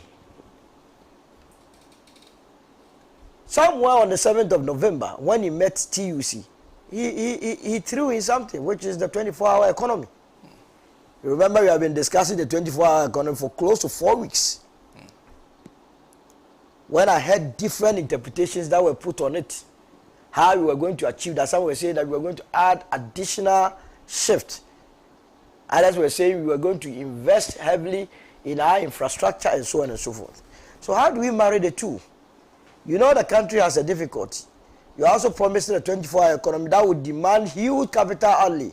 So where is he going to get the money to do or embark on the 24-hour economy? And then it doesn't add up. And that's why I'm saying that the outing, the voter tour or the building in the Ghana tour that ended in voter region, rather brought out negative political capital, and which has allowed the new patriotic party, and for that matter, my brother sitting here, to also question the integrity of the former president. But those of us with the movement for change, we are very happy. Very happy because listening to my brother Alaji, he is also not happy. The government has disappointed him, but he will not be able to say it. This is the worst president we have ever had, together with the vice president. The vice president has taken a posture of I won't talk or I won't speak. So that what is he going to speak about? About his plans and policies. So now he doesn't have any plan. The vice president says I won't speak because he made 2 attempts. That was when he brought in a blue economy. And when we pushed him what the blue economy was, all of us know the blue economy is the economy of the ocean. And when we told him that, is he by that taking out all those that are living outside the ocean belt, the man couldn't come again and decided to go into hiding. Now when you say you are engaging in the sing-a-thon or cook-a-thon or stand-a-thon, all that he does is go and mobilize money, put it in an envelope, come and visit to give it. That's his campaign. And because of that, there was a gentleman that also attended to stand a ton. Because the guy has realized that for so long he has not gotten any money from government, so he was also going to stand. So that the vice president will quickly bring money and you go home with it. The guy stood for like 3 hours. He realized that the money wasn't cast. What is happening? So he decided to abandon the whole enterprise. That is the vice president for you. But you see, where the country is now means we need a plan. So that we are in a difficult situation.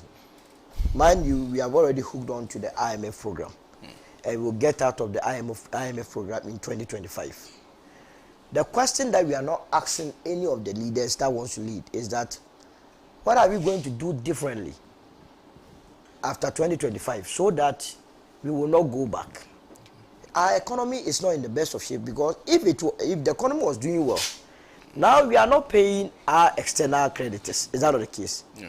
Meaning we should be able to have more forex at hand so that it will cushion our currency for it to further decline. You are but it is not. It is still hovering around the 11 cedi mark. Can you imagine when we resume to pay these external creditors, where the rate will be? And it is so because, as we speak, Ghanaian industries are struggling to survive.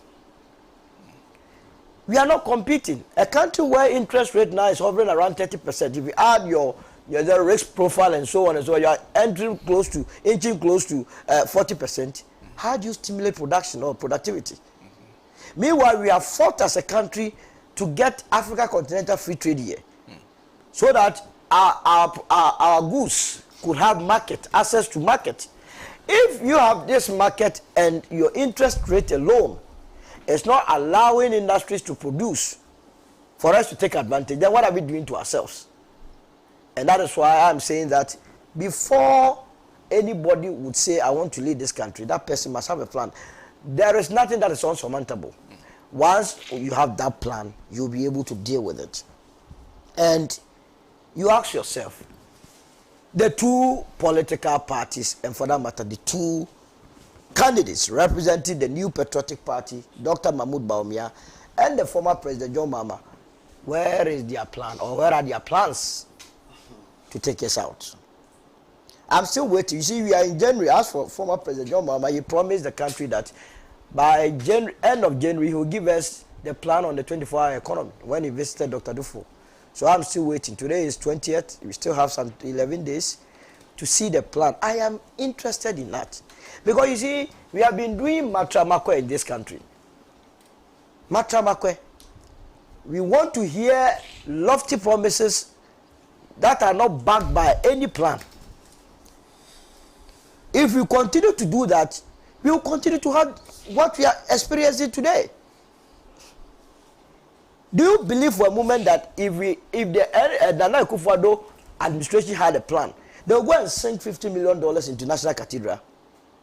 Just digging of hole. Do you believe for a moment? Do you believe that if the country had a plan, we would allow Frontiers, a foreign company, to come and take money close to $83 million at our airport and just get away with it? And that is why I am entreating all well-meaning Ghanaians to go back and read the great transformational plan that has been put forward by Mr. Alan Kyerematen. Peruse it. Because we anticipate that after 2024, it's going to be tough. They have given us all this debt, and these debt we will start paying from 2027 to 2037. By 2027, where would Nana Akufo-Addo be? But he has left us all this debt. And that's why I'm calling on all those that are doing the constitutional review to look at presidents and their performance. Senna, if you go and manage a company and the company does not make profit, do you receive dividend? Why must a president come and mess us up, and when he goes out of office, he will be in the house and we will still be paying the person? So we are paying for non-performance. Why must we encourage that? It must be part of your conditions of service. That when you come, there should be a threshold. That probably you came to meet unemployment at 13%. But if you're unable to bring it to say 10% before you leave, you are not qualified to enjoy any ex gratia. Then people will begin to work. You came to meet roles that were deplorable. By the time you leave, you should fix a certain percentage of it. Then we know you came to perform. But not to come and take us for a ride. And then you go scot-free. So, I must say, if I were in the NDC, I would be very sad with what the former president said in Hohoi. If he had even gone ahead to offer us the plan that the grace period or the honeymoon, after that, this is what I'm going to roll it out. And by the way, he didn't also define the period or the number of months he would need as honeymoon. Do we take it that the entire 4 years will be honeymoon? Or 1 year, or a month, or 2 days? Or it's the whole thing is not good. And this one, when you add it to his comment on the WASI, you remember the WASI one too? That was a political catastrophe. The vigilators were allowing the students to cheat. So when you do that, you question the integrity of anybody that had ATAs. You could say, yes, some of them we have reports, but if you generalize it, and when you know that you have a son, and you know the effort that your son put in to get the A's, and now you have a whole president. Don't forget, former president, he carries weight. So his statements are very weighty. When he says such things, then everyone will take very serious. And for me, going forward, if he would take a critical look at it, it will help. So now, 2025, you would need a leader that would focus on stabilizing the economy of this country, reducing our interest rate, doing something about our taxes, and also the stability of our currency. After that, you have to embark on production. And here we are saying that emphasis must be placed on agriculture. We need it. We need it. We cannot be a country that imports rice, imports maize, almost everything when we have arable lands here. It is only by doing that that we will be able to rake in the much needed revenue to save, to pay our external creditors. Other than that, the hardship that is ahead from 2026, 2027, that we will begin to pay these external creditors. This will even be a tip of the iceberg. What we are experiencing today, will be a tip of the iceberg. And it calls for all of us with a sober reflection. And I'm also entreating the National Development Planning Commission at this stage to also enter the fray. So that we have a common position on some of the matters. This business of this government comes and it wants to do this, and when the other government comes, he wants to change everything. Look, a simple policy of SHS. One government came, we were doing it 3 years. The other government came, we were doing it 4 years. The same country. Why can't we have a common position on that? We have a free SHS. All of us believe, and after 7 years, all of us know the challenges. There is the need for a revision by on the author of politics. Recently, the Ghana Education Service released some statement. I thought, what sort of life is this? That now PTA can take what? Dues or something. But that dues has to be a fundraising. I said, what is this? Because they don't want the Ghanaian to say, oh, now free SHS, even free SHS, we are paying PTA. What is wrong? What currently? Parents are paying PTA. I don't want to mention the school's name. They take it. Because the conditions in these schools are such that if you don't pay the PTA and even pay house dues, we pay house dues, the students will not survive it. There is nothing wrong with implementing a policy that I believe was a laudable one, free SHS, because a lot of people who could have been better human beings in life, because their parents couldn't afford it, they couldn't continue or further their education. But then we have implemented it for more than 5 years. We go back and see where the problems are. If it is that those that can afford, we will let them even pay half. And those that do not have at all will not pay. Let us implement this. Ghana that we are building. We are not building Ghana based on any political party streams and caprices. You understand? It is not about me. And that has been the problem of this president. One, especially you link it to his utterances in recent past. And I don't believe the statement, what he told those, understand, rented people from Ekunfi that went to the flash tower. They are rented people. They are not from the proper Professor Mills family. And I'm very surprised that Professor Mills family, they are not taking steps to sue those people. If someone is not from my family and trying to represent me, that is a impersonation. So why would you continue to allow something to happen? You sue the person. That you are not developing a Ekunfi because they did not vote for your candidate. President Akufo-Addo does not respect all of us. I give you my money. I did not beg. Who in this country begged Nana Akufo-Addo to become the president? You said you had what it takes to collect my tax and to develop it. Now the very people in the Ekunfi comes to not even to come and ask for development. That's why I said they are rented people. They came that they wanted an autopsy. Rented people aside. What is autopsy going to do with the current hardship that we have today? Of all the problems that the country has, your interest is in autopsy. And you say, I've not been developing your place because the person, my only begotten son, Atu Kuju, that you did not vote for him, I took my eye off. It doesn't lie in your mouth to say you are not going to develop this place or develop that place. You said it in Mepe and you got away with it and you have repeated it. And it's not as though he's even developing other parts of the country, so we can forgive him. When the people of Kwabiri East, and if you know Kwabiri East and the amount of votes they give to the New Patriotic Party, when they were asking the president to perform his duty under Chapter 6 of our Constitution, Directive Principles of State Policy, 36, that as a president you must develop this country so that we all of us share in the economic benefits of it, and that our roads were not good, come and fix it for us. The president quickly called to take off him that I wanted to have an interview with you people. They didn't call him, he called them. He went and said, if you say you will not vote to me, go and vote for other. Hey, my master. Maza. Please wrap it up. So clearly, we have been shortchanged for that long, and I am entreating the good people of this country to look beyond these two political parties and settle on Alan Chemate, because he has shown that he is the only person that has a plan to develop this country.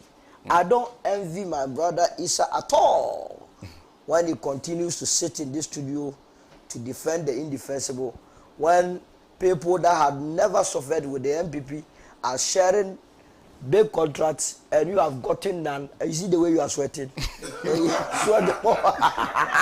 I'll end my submission. So thank you. Solomon Owusu is a member of the Movement for Change, and this one says the MPP man on your platform is right. We don't need honeymoon.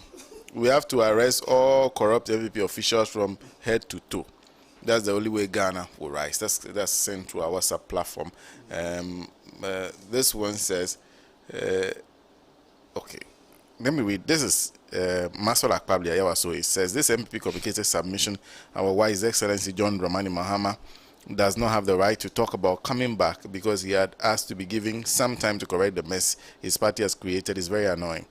Even them who have been in power for 8 years are still asking Ghanaians to give us 4 more years to put things in place. But he has the guts, the temerity, and the effrontery to say GM shouldn't ask for time to correct their mess. It just spares the noise. No matter what he and his MPP guys will do, they will be booted out, and there's nothing they can do about it. He should talk about how they have stolen from the coffers of a country. He should tell us what Bawumia did to be given the mandate to become president. He should spare us. That's Maswa Akpabli. Thank you very much for that message. Shine Gabe says, Senator, I just want to remind the MPP communicators and those condemning President John Mahama for asking for honeymoon that President Kufuor in 2021 asked for the same thing. I hope they remember 2001. I hope they remember I just came mantra. That took them 4 years to settle down. Also, Alhaji Sawadogo should stop misquoting John Mahama. He said he will need time to clear the mess the MPP has left, but not forming a government. He should address issues truthfully. No matter how they twist the issues, they will go away this year. Thank you very much for sending that message. Okay, so this is Kojo Chungbuafo. Solo and Alhaji Sawadogo should stop trying to twist the words of President Mahama. Kenofurata is still blaming Setekpe for the desperate situation we find ourselves in 7 years after the exit of the NDC administration. Timothy Bawumia is also telling us through his surrogates that he isn't responsible for the current state of affairs in Ghana because he was only vice president. The same person who is busy digitalizing the use of public toilets, he says. There's lawyer David Amentepe who says the migrations to your panel, especially Honorable Enusa Fuseni, who won't look for me and Solo, who I'm here to meet. He says, what is the MPP man and Solo in the studio saying about GM's call for the proverbial honeymoon? The people with most Ghanaians, especially the MPP and his apologies in the labor union, is that of congenital lack of principle. Their dishonesty is allergic to truth. GM is too saintly for them, hence the allergic feelings anytime GM talks. At the rational level, they are paranoid. The government has appropriated private investments in government financial instruments, promising to pay back posthumously after the investors and pensioners are dead, cannot misconstrue the GM statement. They have chewed not only the meat, but even the bone. GM will publish all the books of accounts to the public, labor alike, and the matter will be res ipsa loquitur. Alaji.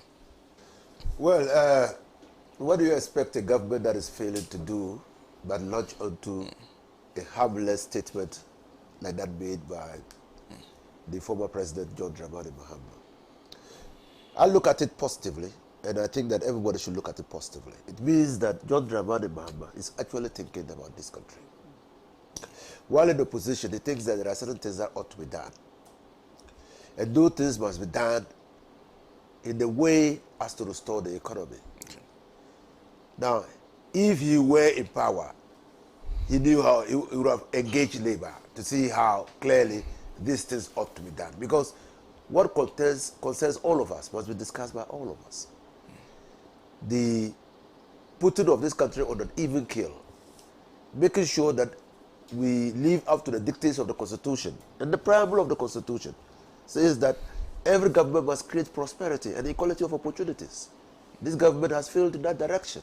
And so you're looking for a president who will strive to achieve that. And John Dramani Mahama says, look, I will achieve that. Now and so let me backtrack and say that John Dramani Mahama did not say that there was cheating in the WASI examinations, wholesale cheating in the WASI examination. That's why I believe that you didn't read the statement. You didn't take time to have the look at the statement. He said some WASI, and some. And then I can say that for the first time in my region, the UDS to admit students to read medicine had to conduct examinations for all the students who got A's. And so, yes, entrance exam for the first time. That should speak volumes. Now the honeymoon. Change must come. Change must come. Real change. Baumia doesn't represent change. But the only claim of Baumia to political master class is his association with Nana Akufo-Addo. That's his only claim. Baumia is riding on the shoulders of Nana Akufo-Addo. He has no people of his own, loyalists of his own within the MPP. All people who purport to support Baumia are loyals, are rented people from Nana Akufo-Addo. So if you vote Baumia into office, you are getting Nana Akufo-Addo for free. The desire for Akufo-Addo to have Baumia emerge was to perpetuate his continuation in the office of the president through Baumia. And you think that we are fools? We are not fools too. Honeymoon, what is honeymoon? In the labor relations lexicon, honeymoon is a period of respite. So in 2001, somebody just told you, when Kufuor was given some honeymoon by saying, well, we just came, so give us some time, we just came.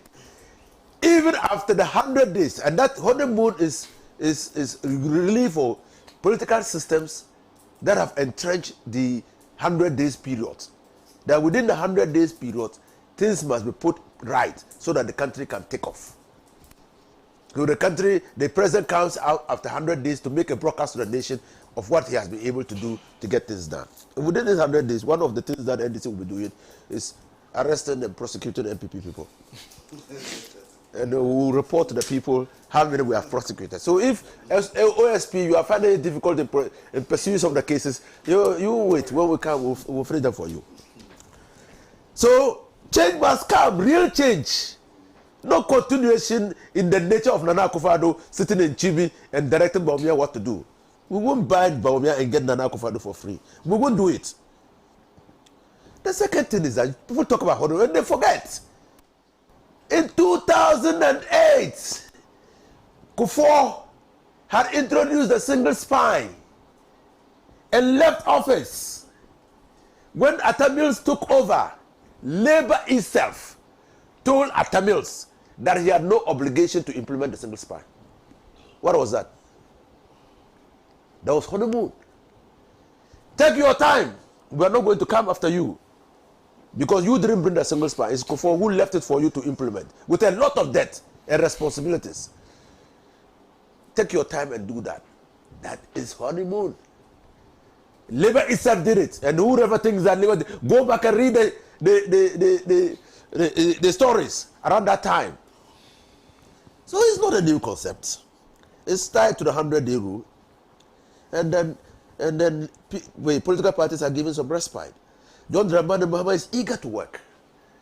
He's eager to work. So while in opposition, he's always already coming out with innovative things. Things that catch the imagination of people.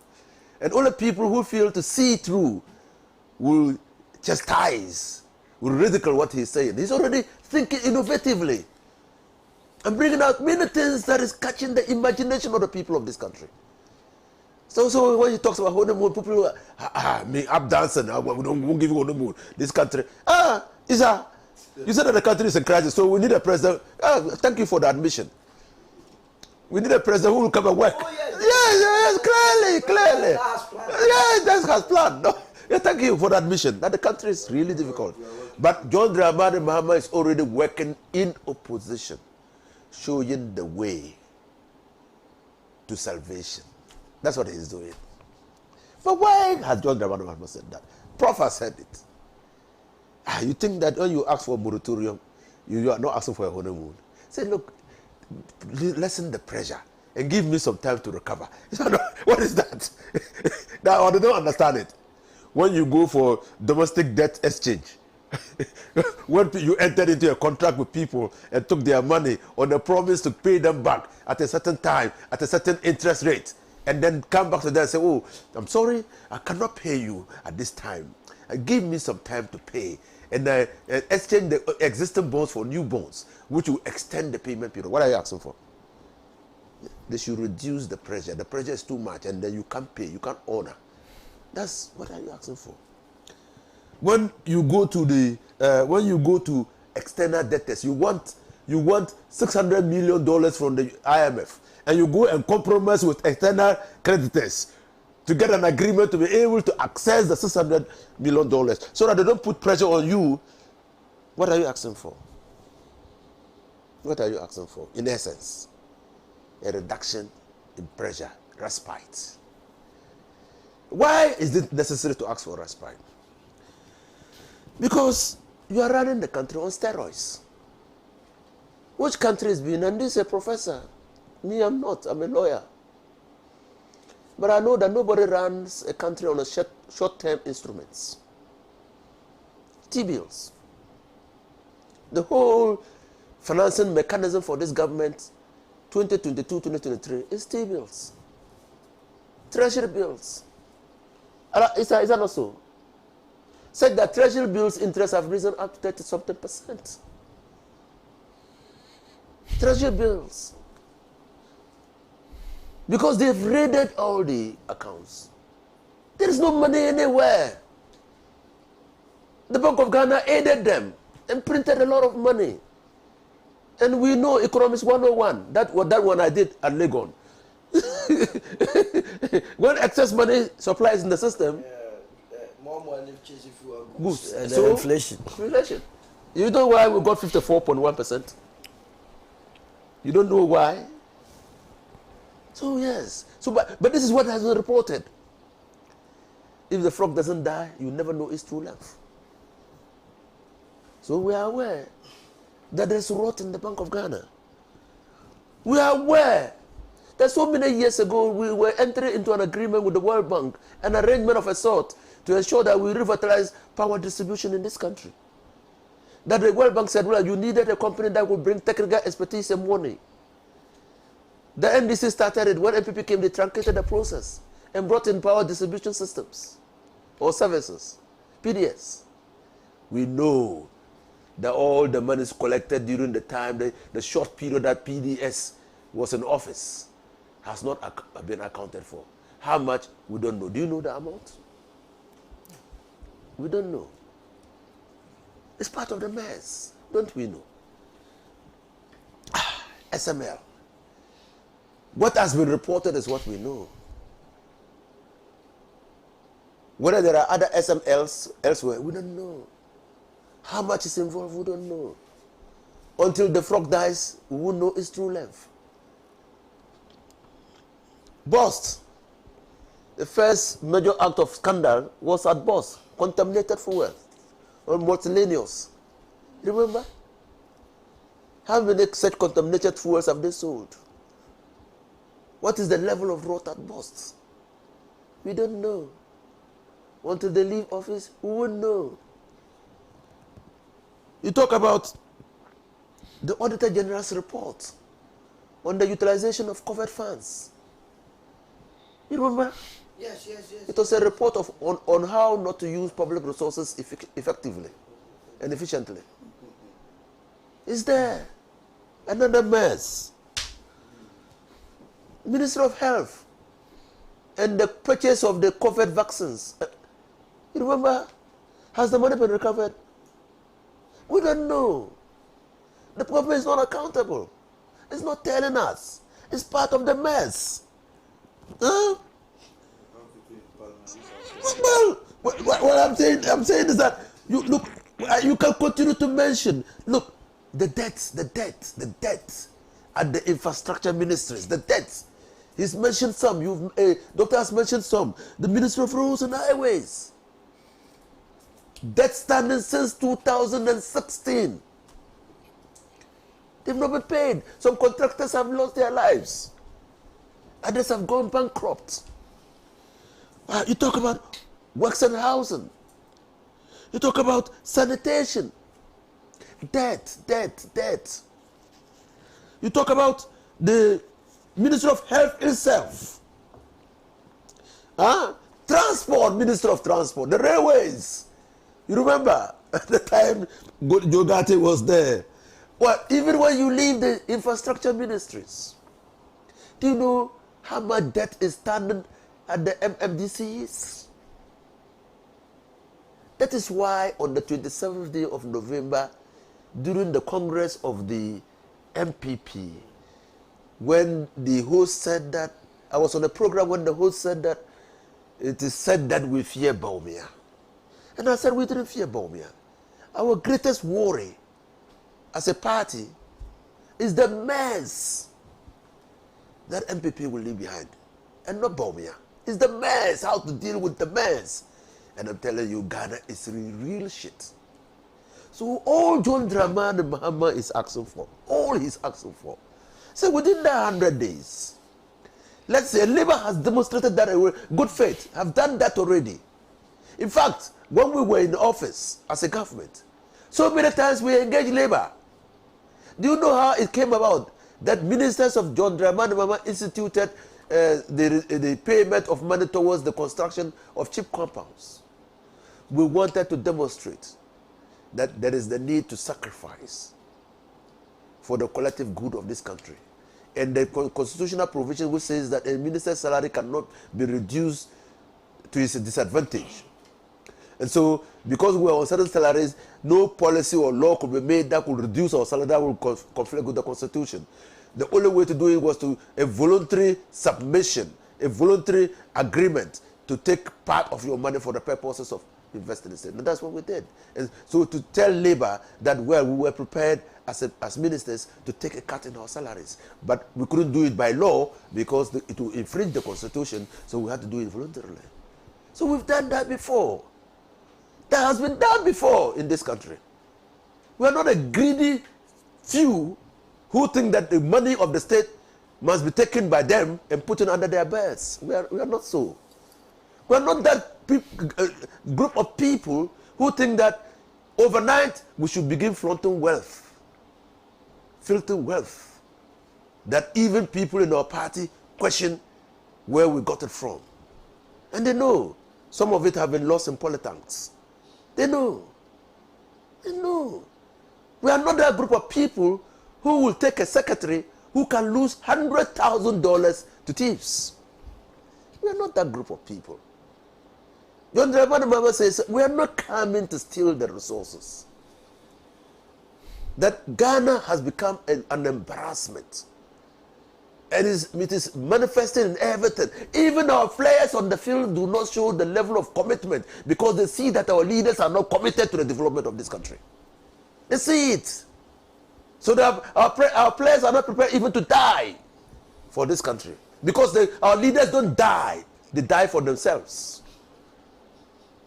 They see it. Everywhere they see it.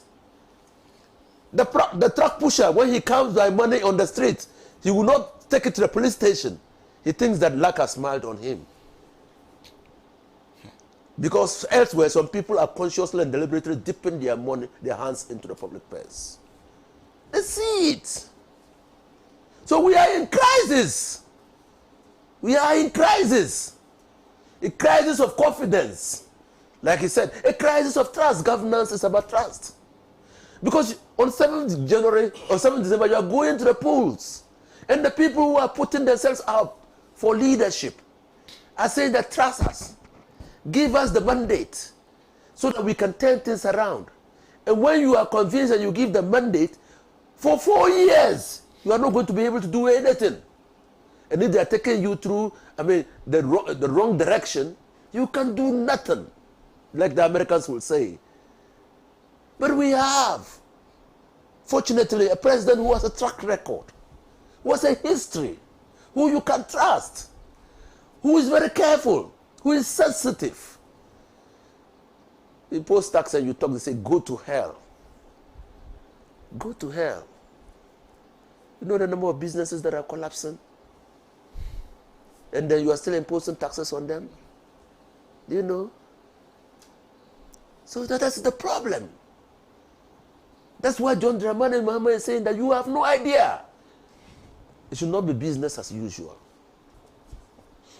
We have to tackle the problems of this country seriously.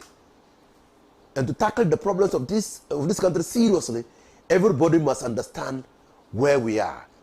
Like my friend PSC said, there must be an adult conversation about how we got to where we are. Who are responsible for that? Have they been criminally, in the words of Nana Akufo-Addo when he was Attorney General, have they been criminally negligent? Or have they been reckless or willful to get us where we are? And does the laws of this country demand accountability? Democracy, and the flip side of democracy is accountability.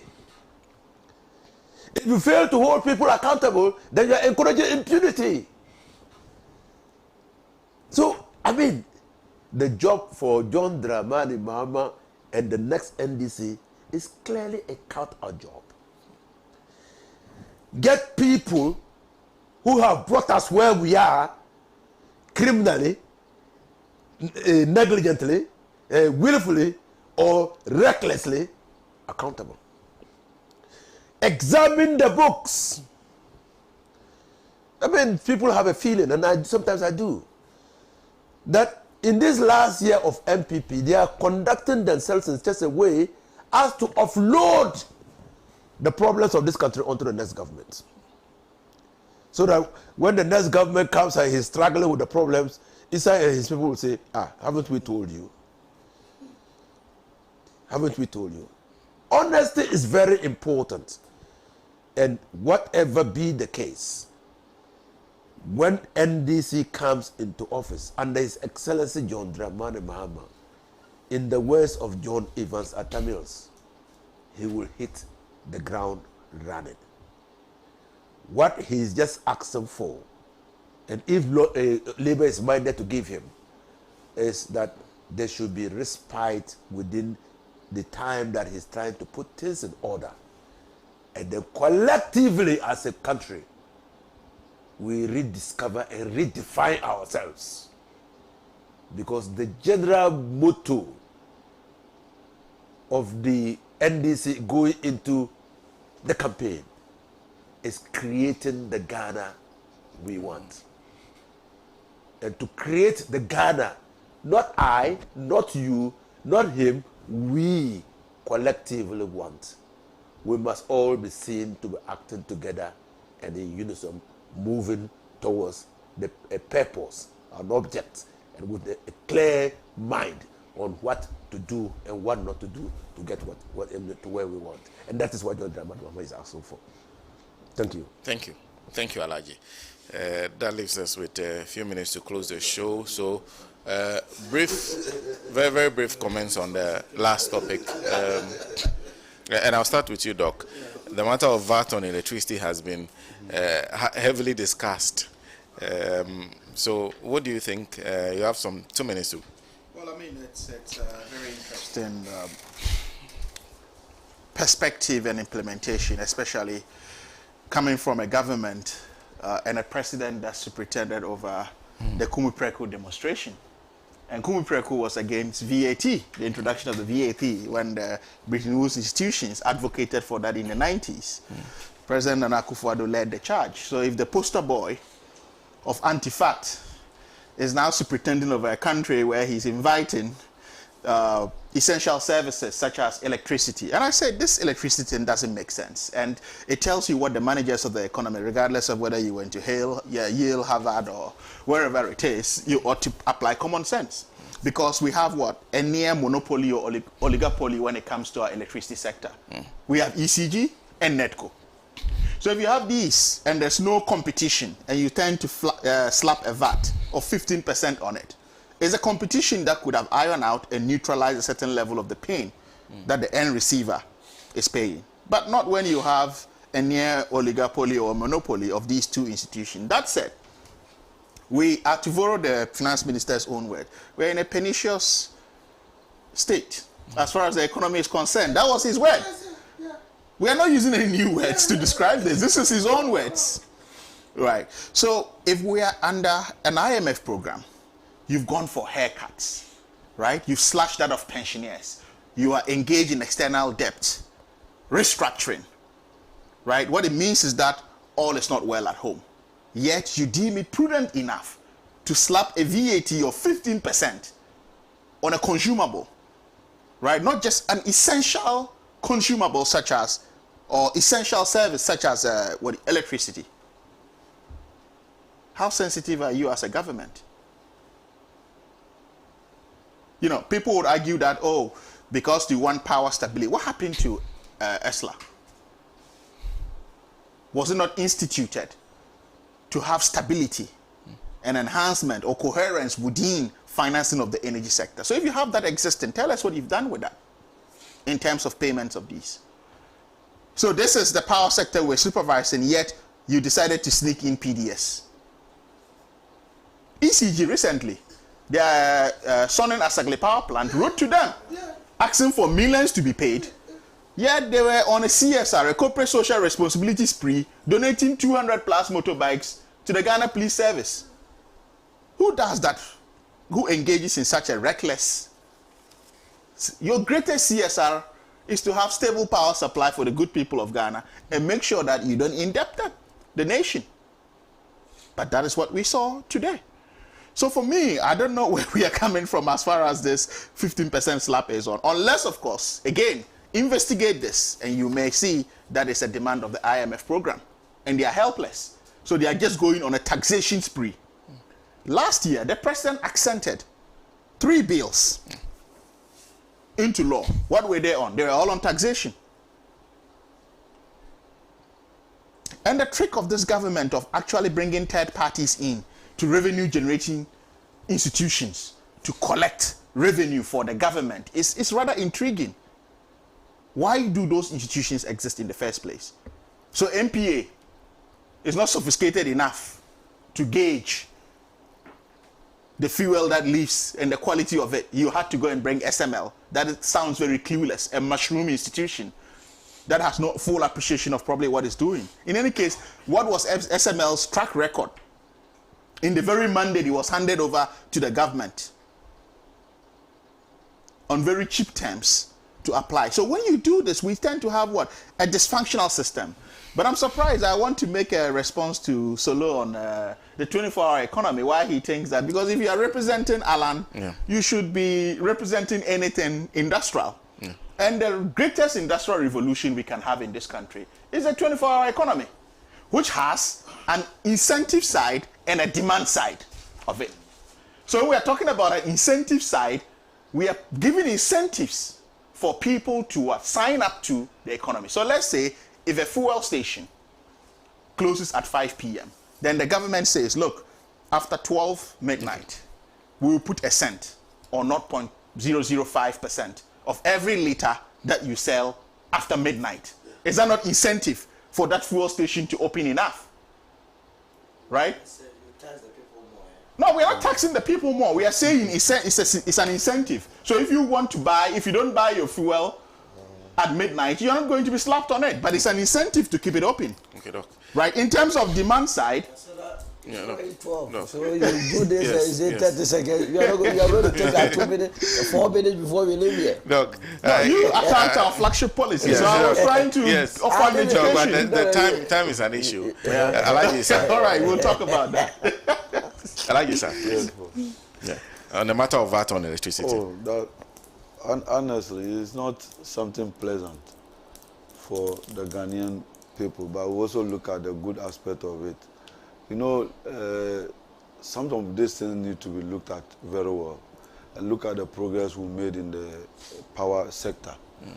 Since the inception of this government, we've gone through a lot of crises at the past, which has affected industries, and a lot of companies were closed down due to the power outages and the doomsday that we had the last time. So therefore, I think the VAT input on the electricity can be maybe shifted to a different areas that we can have the common or ordinary Ghanaian being saved from these taxes. So therefore, we just have to look at it holistically and see how it can help us. And I also want to believe that these are policies that were passed through Parliament, which we have both parties there. The finance minister just presented his, is it budget statement or how do you call it? Budget statement, financial policy. Yes, financial policy of the government. And that was approved by Parliament. And all this was embedded in the budget. So how did the opposition do their due diligence to make sure this budget were passed? These are the things, and these are the credibility issues that we are talking about, our opponents. If you have something done in the quiet, then you come out and stand to criticize it. We are not saying taxes are good. Taxes are good in a certain way, but when it becomes too much, it embeds and it doesn't even give people room to cut corners. It gives people room to do illegal issues. So therefore, it doesn't even bring more revenue when you have taxes imposed on certain areas. And it's a very critical area for all of us. For the country to grow, I think we need a consistent power. So therefore, if they want us to have a consistent power and they feel this is the way they go, I think they can have another way that they can do to make sure that we have something very, very good for the industry that we all want to come and improve on. Okay. So therefore, I would say that we just have to look at it. The government has to take a second look at it and see if those things can be done to make sure we shift it on a different sector that can help others to be relieved for them to have some growth over there. So therefore, I don't think that will serve the purpose in which we want to achieve, because that will give room for certain people to do their illegal stuff, and the revenue that you are planning to rake will not even come because of the issues of these illegal connections and issue of bypassing of meters just to avoid certain payments. So therefore, they have to look at it. When you look at the policy of the implementation of this digital system at the electricity, within this short time, I think we've gotten a very good revenue from 280 to 3-point-something billion just within this short time. So you can see that there are other ways and means that we can use to generate more revenue at that particular sector. Okay. You make sure that you cut all these losses and make sure everybody comes on board and make sure we get everything done. Thank you. Thank you. So look. Well, just a quick rebuttal to Doctor. I have never said that 24-hour economy is not good. In fact, on this platform, I mean, my flag bearer cannot say it's a good thing, and I will say it's not a good thing. What we have been saying consistently is that how do you achieve the 24 hours? And I was trying to contradict the policy to the statement that the former president made in Hohoi, that we are a broke country. So I was trying to find out from him how he was going to mobilize resources to engage or embark on this 24-hour economic journey. And that aspect has to be explained. And that is why I called for a plan. If you don't have a plan, you can't achieve anything. From Alaji's own perspective, what it tells me is that Ghana needs an independent candidate, because he claims, or and I agree with him, that these old taxes that we send to Parliament, we have a hang Parliament, NDC, MPP. If the executive goofed by bringing this tax to Parliament, what was the opposition doing in Parliament? They also confirmed that it was a good thing. So if all of us are suffering now, it means the hardship has been unleashed onto Ghanaians by both the NDC and MPP. And so Ghanaians must, as a matter of urgency, going into election 2024, look at an alternative, which is an independent candidate. Sarah, this whole ECG thing, we are being made to pay for people's inefficiencies. How can we produce power and 30% of it goes into waste? If we are going to close that loop, that 30% waste, it will bring in more revenue. Again, most of the debt portfolios of ECG is as a result of depreciation of the city. You understand? And who is responsible for the stability of the currency? Is it not the Bank of Ghana? Who appoints the governor of Bank of Ghana? Is it not the president? Who is also responsible for the fiscal policies of our economy? Is it not the finance minister, together with the head of economic management team, the vice president, who has now gone into hiding? We want the vice president to begin to start the lectures, the various lectures. He's going to do it. I'm very happy. When is this starting? So some of us will go and ask him. We are not going to ask different questions, the old questions. That what? 50 questions. No, that's too much. Because we will ask him. You understand? As a party, when I was in the MPP, what I know is that, and which I believe in, that is the true ideology of the MPP, moving from taxation to production. What happened along the way? That now even lifeline consumers are being taxed. And when you do this, it's not going to affect industry. And if it affects industry, how would productivity go up for us to mobilize the much needed revenue to pay our future obligations? So the future doesn't look good at all. And that's why anybody that intends to lead this country must be well prepared to face the task ahead. I won't take much of your time. No, that, you mean the honeymoon, eh? You will find another way to increase.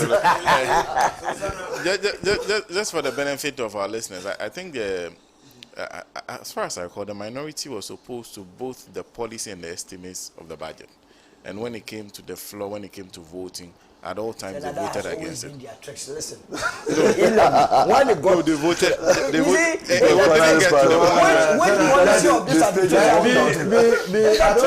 the Solomon even has defeated himself. Solomon has defeated himself. You see, Solomon, you have said your party, and I told you, you specifically, or is it Boabia someone, that your Alan has shot himself in the foot. Parliamentary candidates. No. So if you are saying that there's no difference, if you are saying that there's no difference between, you are saying that there's no difference between MPP and NDC. Yes. Meanwhile, you are going to support MPP candidates in the election. So you are going to work as an independent president with MPP candidates. That's what your flag bearer said. In any way. And they all other candidates. You should come and modify it. So, but when he was defecting, when he was going independent, that's what he said. And now, so Senator, do you need any indication yet that the mantra moving Ghana from taxation to production is dead? Dead and buried. The confirmation is the imposition of the 50% VAT. And then the imposition of the emission tax. The imposition of the boiler tax. What do you need again to know that this government came into office based on serious deception? The things that they said, they simply didn't believe in them. But they were able to hoodwink us into believing that they were speaking the truth to us. Because how? And you haven't seen the doctor. You are a professor of finance and accounting. Haven't seen the calculation. They do the unit cost. They do the taxes that are payable. Yeah. Then they charge the VAT on the total. Yes. That means you are paying VAT not only on the units, you are paying it on the additional taxes as well. I've seen that. Yeah. And so, probably, apart from just imposing 15% tax on us, they are actually robbing us. And they have perfected their theft. They did that with e-levy. And now they are doing that even with this 15%. Maybe most of the taxes. Yeah, they are doing that with that. They are not charging it on the base. No. They are charging it together with the taxes. So you are paying VAT on even the tax that you pay. That's what they are doing. So please, Ghanaians be left in no doubt that this government came to power based on deception. Won the power because we were successfully deceived. And they are continuing with their deception. And that they will visit on us pain to the last minute before they exit government. Thank you. Thank you very much, Alaji. And just one comment. Could you chumba for again? Says Doc.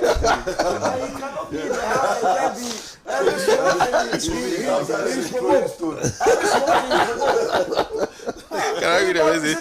He's an integral part of the show. It was here last week. It was here last week. He says, Doc, you should understand the policies of procurement and its reward for a government whose first and last resort is to always award monstrous contracts to individuals within their immediate circle. You might want to do some research and find out who supplied the motorbikes to the police. And then there's also Idi Gideon, who sent this very, very early.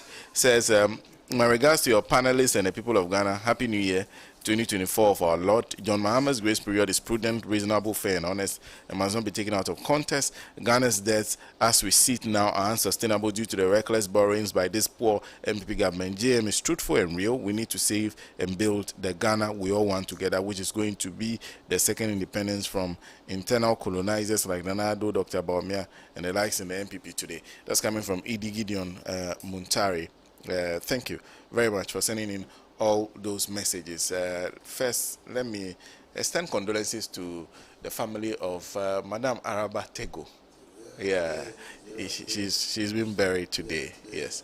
So, well, condolences to the family, and also extend condolences to the family of Mauli Fugawa. I understand will be buried next week. He's also an activist of the National Democratic Congress. Passed on. Condolences to the family, and extend condolences to my own very good friend Abigail Ano of Ghanaian Times, the last time I recall, who lost her father Nana Edua Fari the first, who will also be buried in February. So condolences to all of you, and say a happy birthday to Godwin Mahama and Jude Agbamava, who celebrate their birthday today, and extend my best wishes to Emmanuel Dosu and, of course, Mr. Henry Ahoto Collins. Thank you very much for making time to join us on the Matter of All talk shows today. A big thank you to Alaji Nusa Fuseni, who is former member of parliament for Tamale Central, held about 2 major ministerial positions, and former President John Dramani Mahama was a deputy minister under Mills. Okay, so Alaji, thank you, and nice to see you. And a big thank you to Solomon Owusu. Always nice to have Solo in the studio. He is a member of Team Alan, the Movement for Change. The Movement for Change.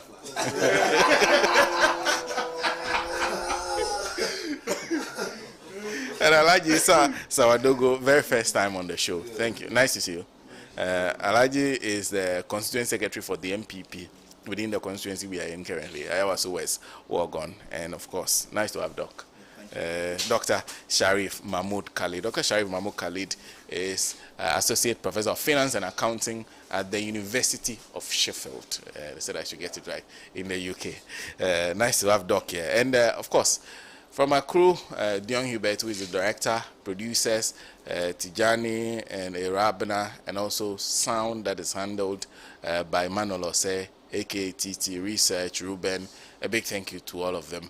We are back same time next week with another edition of Alhaji and Alaji, live on Pan-African Television, also live on Radio Gold 90.5 FM, and many affiliates across the country. Thank you very much for making time. Enjoy the rest of your weekend. We'll meet you same time next week. He has labored, he has suffered to lead his people into the land of freedom. He is the Redeemer.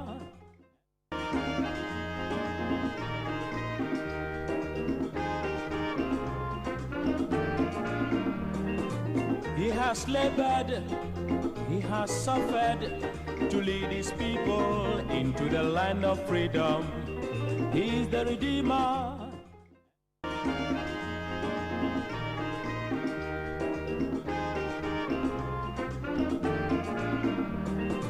He has labored, he has suffered to lead his people into the land of freedom. He is the Redeemer.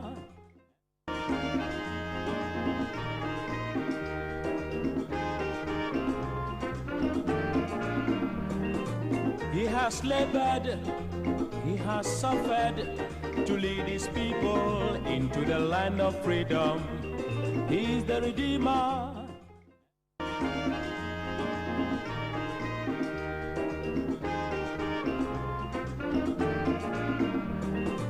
He has labored, he has suffered to lead his people into the land of freedom.